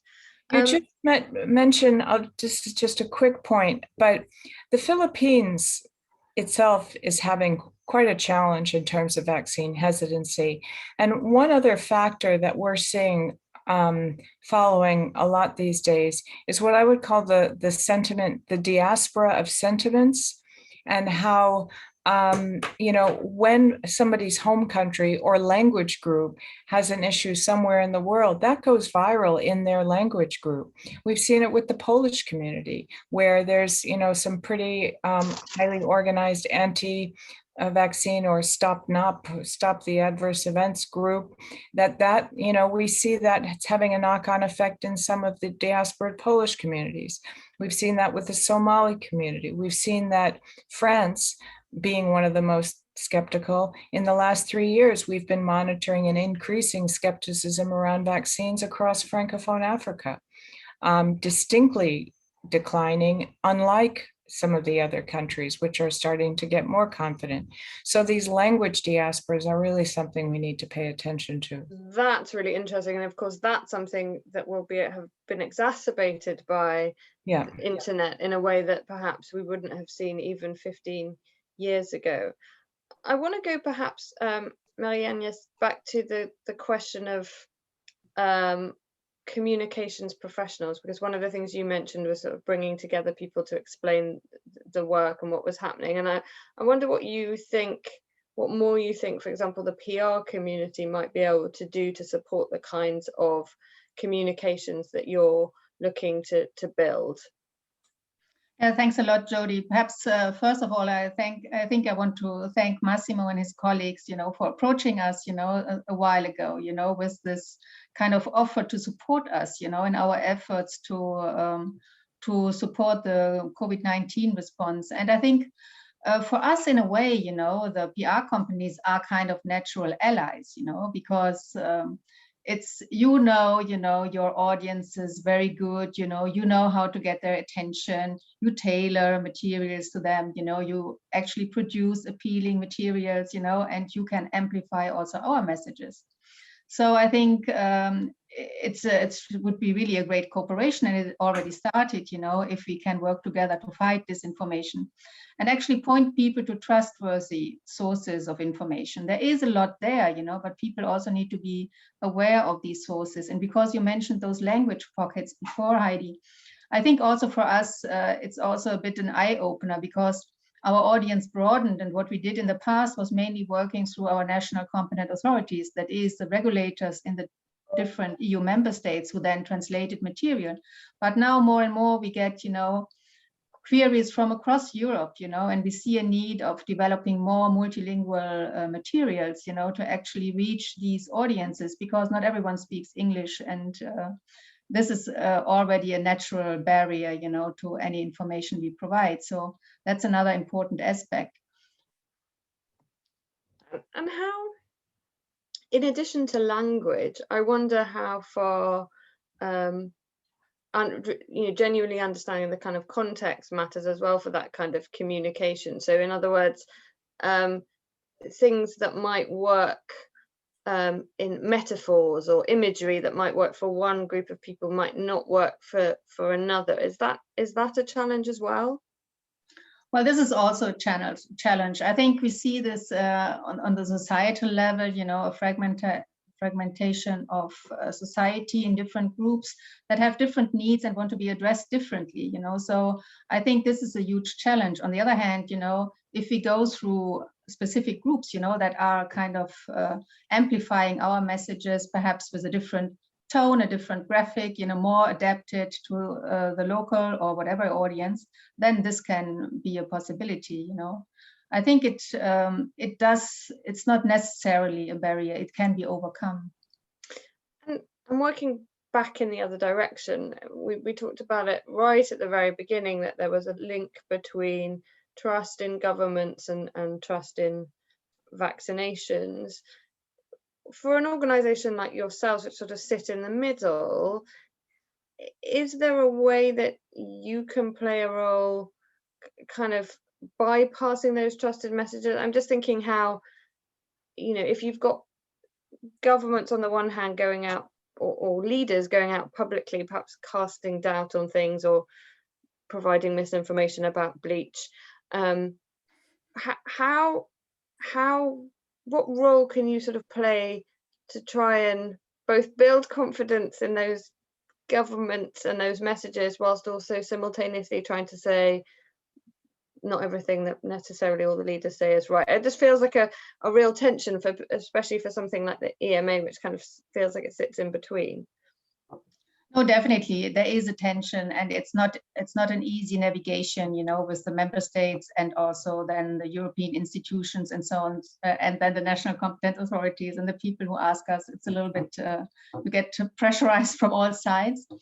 But on the other hand, I think we as a regulator, we need to watch, what's out there. And for example, with this example, hydroxychloroquine, because it was getting so much traction, we felt the need to actually go out with public health advice and say, don't take this. There's no evidence and it could be harmful. So we felt we had to take this step, and that's something, where we kind of need to take action also to remain credible. If we don't take action there, we are going to lose our reputation, and this is in the end, it's going to be completely detrimental, because we are going to lose the trust of the people as an independent scientific organization if we are drawn into these political disputes and if we don't take care there. So we have been trying very carefully to stay beyond the political discussion, but take action when we think public health is at risk. Heidi, if people are mistrustful of governments or politicians, are there people who are trusted messengers who could be used? And I'm thinking in particular perhaps of the roles that companies, if you like, trusted companies or trusted individuals can play who are not necessarily working in the field of science. I'm just wondering what role they can play and how, if there's more that can be done to work with other trusted information providers to get out messaging around vaccines. Absolutely. And I think and you're right, it doesn't have to be a scientist or doctor, although it's important that there's a partnership there that because the trusted person may not be the authority, but they need support to get the right information. So what I've seen is some really creative and impactful partnering. For instance, in the US, one of the most effective interventions in the Black community in Maryland was with barbers and hairdressers.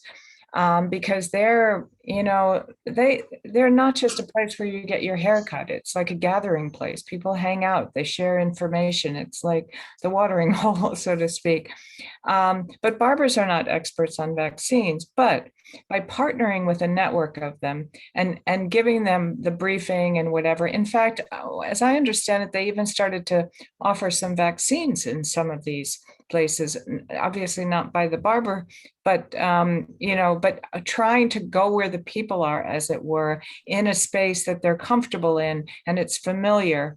So I think that, and in other cases, that it's been, religious leaders. You can have local religious leaders that can be important partners and influencers. It can go either way with religious leaders. We've seen the best of them totally undermining the best of them in terms of the trust they have of their following, but they can take their congregation one way or the other. But again, it needs a partnering. And in East London, the Bangladeshi community has some of the worst mortality and serious illness in COVID. And it was a group of restaurant owners who came together and started, promoting V for vaccinated. And it was so moving in a sense, because they're not the typical vaccine promotion, as it were, but they saw the impact this was having on the community, and they said, get vaccinated. And it's good for business. It's good for bringing people around, and restaurants are a place of gathering. It's symbolic, a place where families and extended families get together, and that it's also their community. So I do think that matters. And I do think your point about employers, we've actually seen in a number of trust surveys that employers are among the most trusted outside of healthcare professionals themselves. In certain companies, obviously, it's not true everywhere. Sometimes we generalize way beyond what the results are, but I think it's important to think about companies, because they want to build the trust of their employees. So that's another group that I think that's absolutely right. I remember I joined Internews 2 days before lockdown, and before we went into lockdown as Internews. In fact, it was a week before the country went into lockdown. I remember having a discussion with our head of operations where he said, I think it's sensible listening to all of the advice and evidence for us to do this. And I said, that sounds ridiculous. Why would we want to do this? And he was proved absolutely right. So I think those employers that are really listening and taking soundings can be really key. We've got a couple of questions. So I think this is probably to both of you. How has your professional life been during the pandemic, especially during the first wave? You were probably bombed by media 26 hours a day. I have to say, having both of you here, I think is such a treat, because I know how busy both of you are. And maybe also we can add in this other question.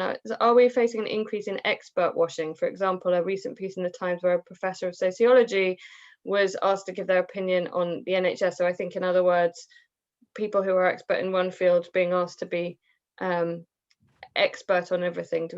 Is that a problem? So maybe we start with you, Heidi, and then move on.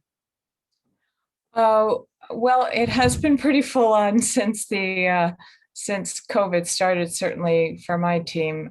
They've been pretty stretched, and me personally, but on the other hand, it's been so important and so relevant. And to be honest, particularly in the context of lockdown, you know, it has given the team a sense of purpose, and you know, something to focus on in some of the difficult times where, you know, you might otherwise be socializing or traveling or doing other things. But then I have seen, particularly in the darker days of January and February, that it's tough, even with the best kind of goodwill and energy. I think there's a certain point where you know you just need to take a walk, get some fresh air, integrate. So I think as you know, the weather's helped people's spirits a bit, but I think it has been an interesting time. It's been a tough time in many ways, but it's also been a time where, at least in our work, we feel like all the last decade is somehow having a different meaning. So that's been really important. Vindication is really, really key. And for you, Marianne, yes? Well, it was also definitely challenging, you know, because we went into remote working, you know, mid-March, and we had just all moved, you know, to Amsterdam from London. We had to move twice the office, and just moved into the new office, and we had to leave again. It was quite challenging, but a little bit like Heidi says, you know, being part of this huge effort, you know, to fight this pandemic, to participate in the response, has also been a very unifying and energizing endeavor in a way, you know. So it was also a very great team experience, you know. Also, we had to adapt, you know, across the agency and change the way we worked, you know, and develop new procedures. And it was challenging and very interesting. But after, you know, now about 1.5 years, you know, you see that people are very exhausted, you know, because, you know, resources don't grow with your tasks. And we have seen a 6-fold increase, for example, in media queries we get. And this is already measured towards, you know, an already increased number last year, you know, or the press briefings we do, which need a lot of preparation and all these kind of things, you know. It's been tough, but on the other hand, it's also rewarding, you know, because we see that the efforts we make to provide, you know, good, easy to understand language, you know, we got a lot of very positive feedback on this, you know, on our website, on the press briefings, and this is also very rewarding. I think many of my colleagues would also echo that. It often feels, when you're talking about defending trustworthy and accurate information, particularly in, as we've been hearing in the previous panels, against the tide of mis and disinformation and lack of funding, it can always feel like a thankless task. But I think we see the positive benefits when that works, when people do get the right information, as Heidi says, when even, you know, restaurateurs sort of are doing the job of traditional, perhaps local media, to give people accurate information so that they can make decisions. It makes a huge difference.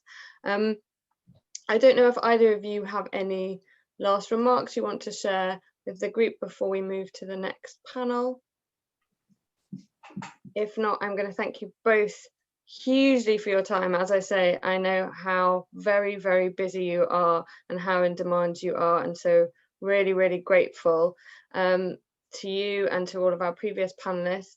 I think I might be released from my moderating indentured servitude now, and so I can hand back to Massimo and make a cup of tea while he introduces the final panelist. But thank you for your time and attention. Thanks a lot. Thank you. Bye. Thank you, Jody.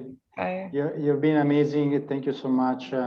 It was an honor to have you moderating our forum. So thank you so much. And also thank you, I'm referring to all the panelists, for being with us and sharing your experience, professional, of course, but also human experience. So we are now moving to the last panel. I'd like to introduce John Brown. He's the CEO and founder of Don't Cry Creative Agency, but also the chair of PRCA on the task force combating misinformation around climate change. So welcome, John. I hand over to you. Thank you very much, and thank you very much for having me, everybody. Really appreciate it. I do have some slides to share, so now we'll just do a test of my technical ability to see whether I can actually share them. Bear with me 1 second.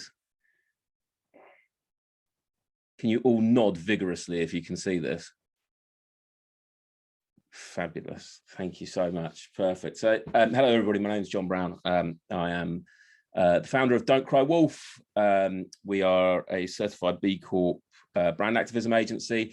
And I'm also very, very delighted, very honored to be talking to you today about the work that I've been doing with a bunch of far more intelligent and wonderful people in the PRCA's strategy group that is focused on misinformation in the climate crisis.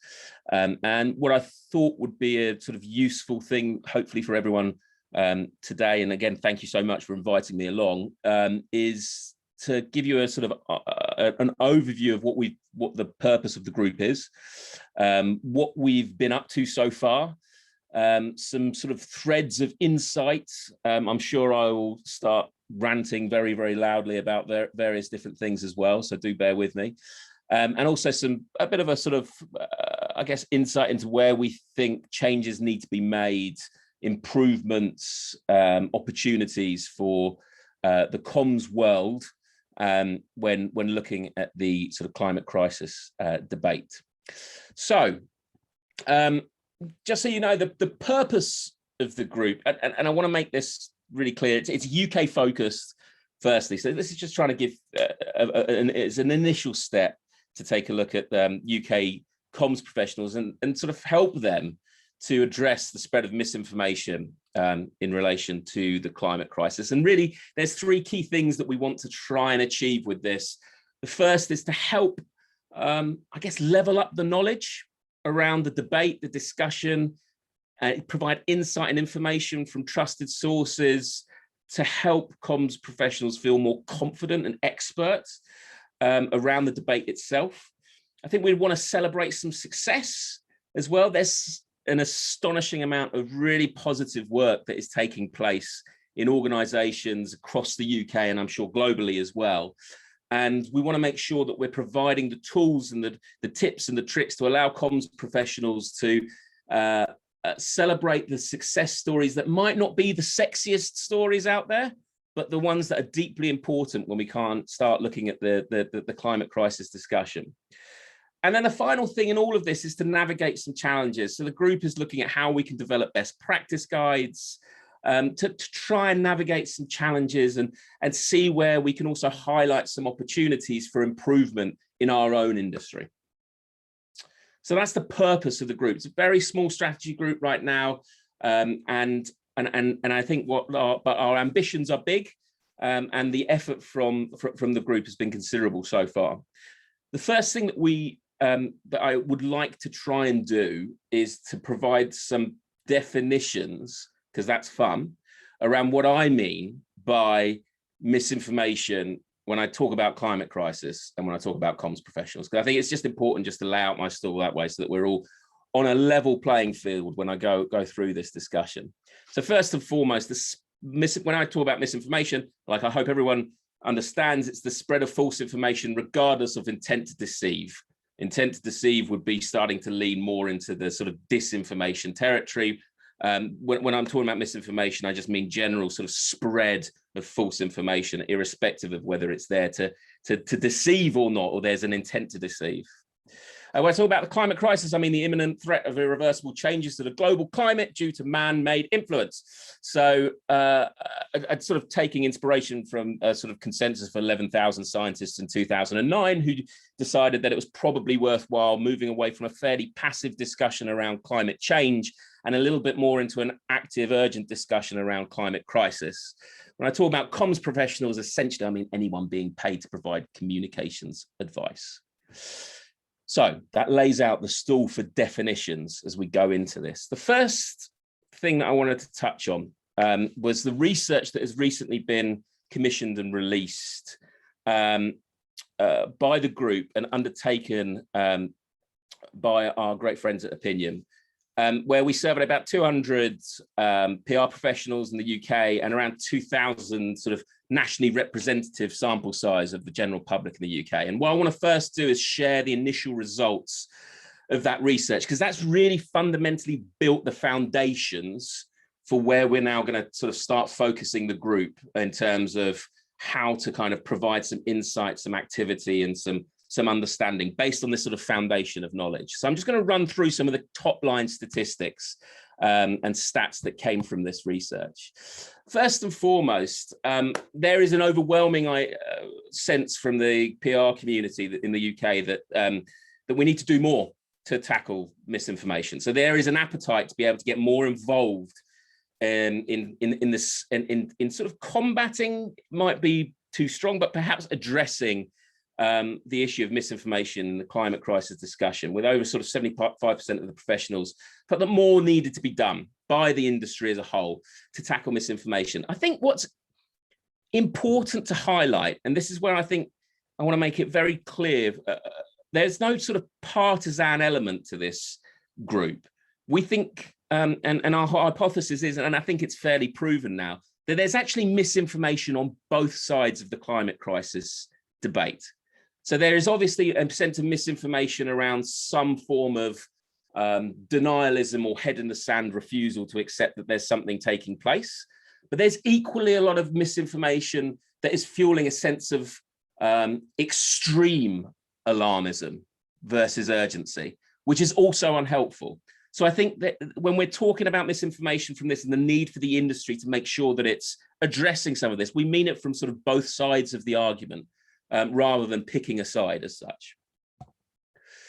Consultation is booming. We're being asked our opinion more than ever before, I think. So over 70% of the professionals have highlighted that they were asked to give advice over the last sort of 12 months on the climate crisis. And a significant majority of those have also said that request for sort of consultation, for advice, how organizations or their employers should navigate this debate, that request is becoming more frequent. So I think we are certainly being asked our opinion and our consultation more frequently. And I get the sense that that's an enormous amount of responsibility for comms professionals to have when talking about such an important discussion. The trouble is, we feel nervous about entering the debate. About a fifth of the professionals felt that there was a sense of nervousness around providing insights, around talking with brands and advising organizations on how they can enter this critical discussion. And that nervousness has stemmed from a feeling of potential repercussions. So you are entering a very, very heated debate. And if something is not quite up to scratch, then there is every chance that it could backfire quite heavily, but also around expertise as well. Not necessarily having the knowledge or being equipped with the right level of expertise to be able to advise accurately. I think also there's a challenge around the fact that a lot of comms professionals have felt that brands have been too eager to jump on the bandwagon, to jump on something that is trending right now. I always use the example of bamboo coffee cups.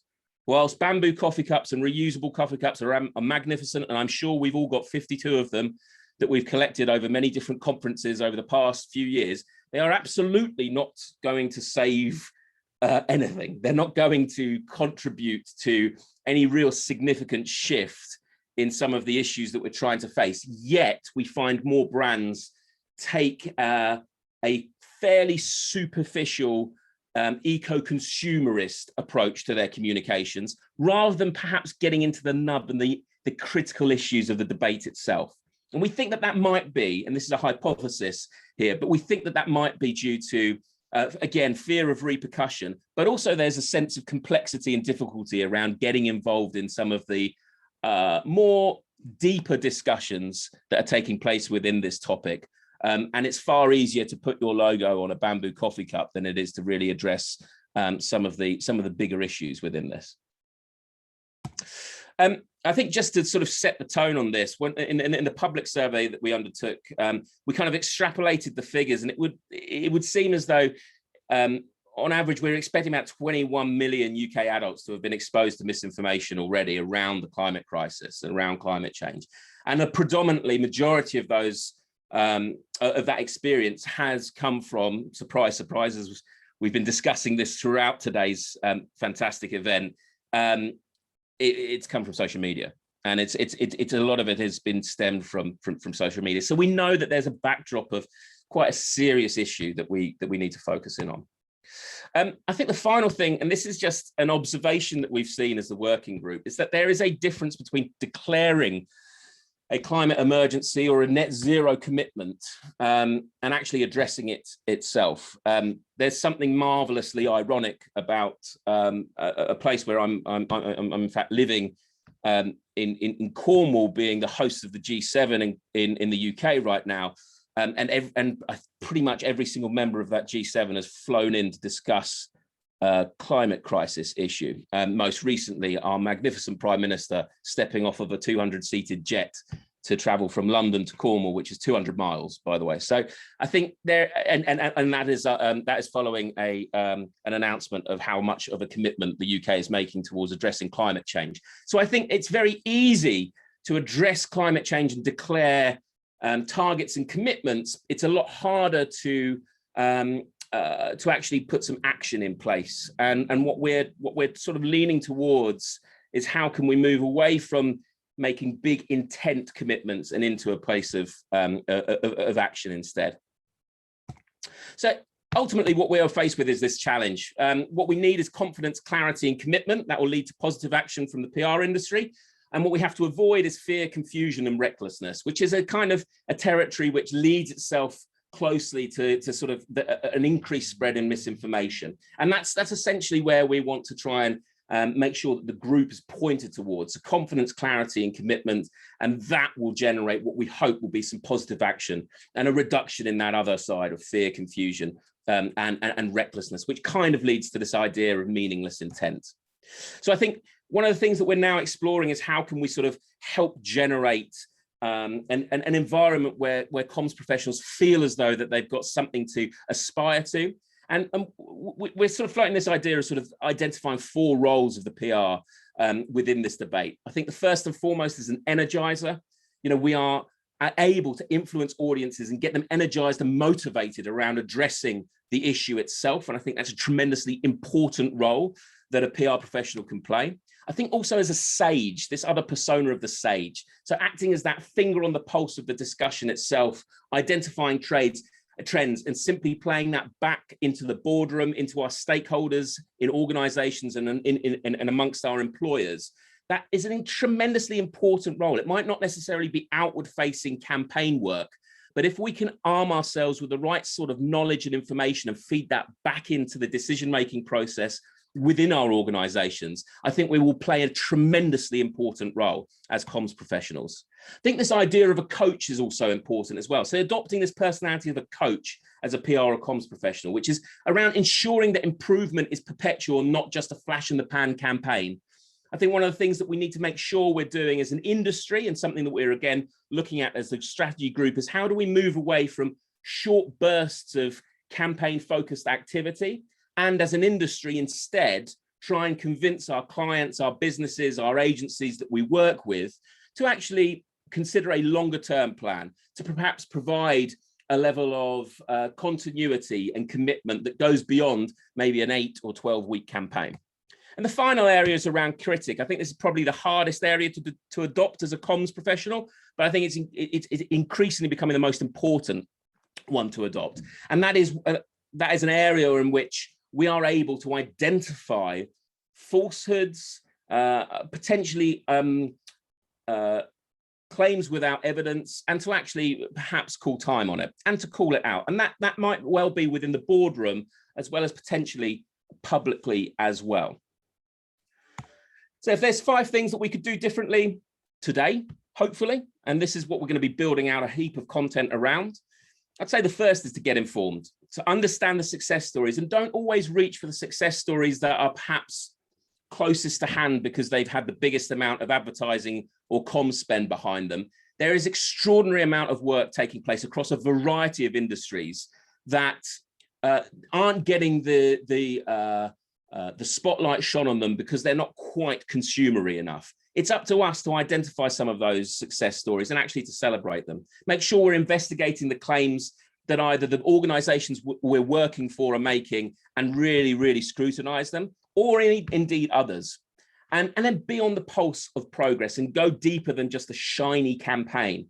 Really make sure that we're sort of championing that progress. I think it's important that we start thinking personal around this. It's always obviously going to have a level of big global discussion, this debate, but I think it's tremendously important that as comms professionals, we always try and make sure that we're seeing how we can provide a relatable, local, personal story and that I can assure people from some of the work that we've already been seeing and some of the reports that are coming out of Yale, which is doing a fantastic job as analysing comms within the climate crisis. If you get personal with your stories as comms professionals, if you really make it personable and local, it changes behaviour. It has a deeper impact. So don't always think big global stories. Think how we can, as comms professionals, relate it to the people at our doorstep. Working with trusted sources is absolutely imperative. I can't stress enough, if you are an organization or a brand or a comms professional that is struggling to identify the necessary expertise within your organization or within your network, then please, please, please don't just simply go out there and try and wing it and try and fake a level of knowledge and expertise. I'd far rather comms professionals spend time accessing the right sources, partnering with those that really do understand the debate and working with them in unison. And again, part of the work that the group will be doing will be making recommendations as to some of the organizations that are potentially good ones to be partnering with from a PR perspective. I think transparency kills fear. If there's one thing that we can easily try and start doing more of today is around being far more transparent around the action that is matching up with the intent. To put that in perspective, the amount of organizations and also the amount of businesses that have declared a net zero commitment has doubled in the last 12 months, though the amount of organizations that are prepared to report on that commitment is only 7%. And that is a staggering difference between intent and transparency. And it's important that we change that dynamic and we move much more towards intent followed very, very quickly by action and transparency. One of the last areas I want to talk about is around just don't assume knowledge in this space. This is still very much a conversation that hasn't done a good job of being inclusive. And one of the things that the working group is looking to do is to understand how we can bring a broader, more useful, more representative voices into this discussion. So don't assume knowledge, humanize your discussion, humanize your language, and understand that this debate is as much a cultural discussion as it is a scientific one. And we are absolutely committed to, as a group, to see how we can bring more of those voices into the discussion and then help PRs and comms professionals also replicate that in the campaigns and the work that they're doing with their brands and organizations. So I hope that gives you a whistle-stop tour of what we're up to and an introduction into some of the work that we've been doing.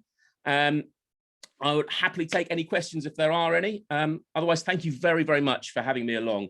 It's been a fascinating discussion so far. I've been furiously taking notes as well. So it's been enriching for me. And thank you very much for your time. Thank you, John. Yes, there are a couple of questions. I personally have a few more questions that I will keep them for myself. So the first one is, when we talk about intent versus action, how can we limit greenwashing without going public? You know what I mean? Without it going public? Yes. Is that possible? I think it absolutely is. And in fact, it's a great question, Massimo, because I think it's probably one of the most important roles a comms professional can play. And that is to challenge at the source of the idea, rather than to accept our fate, to release something publicly and then to mop up the pieces afterwards.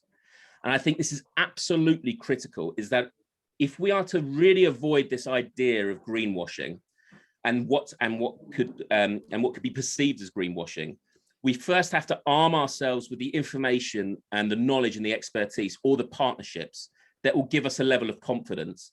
And then we have to challenge the notion of greenwashing at its source.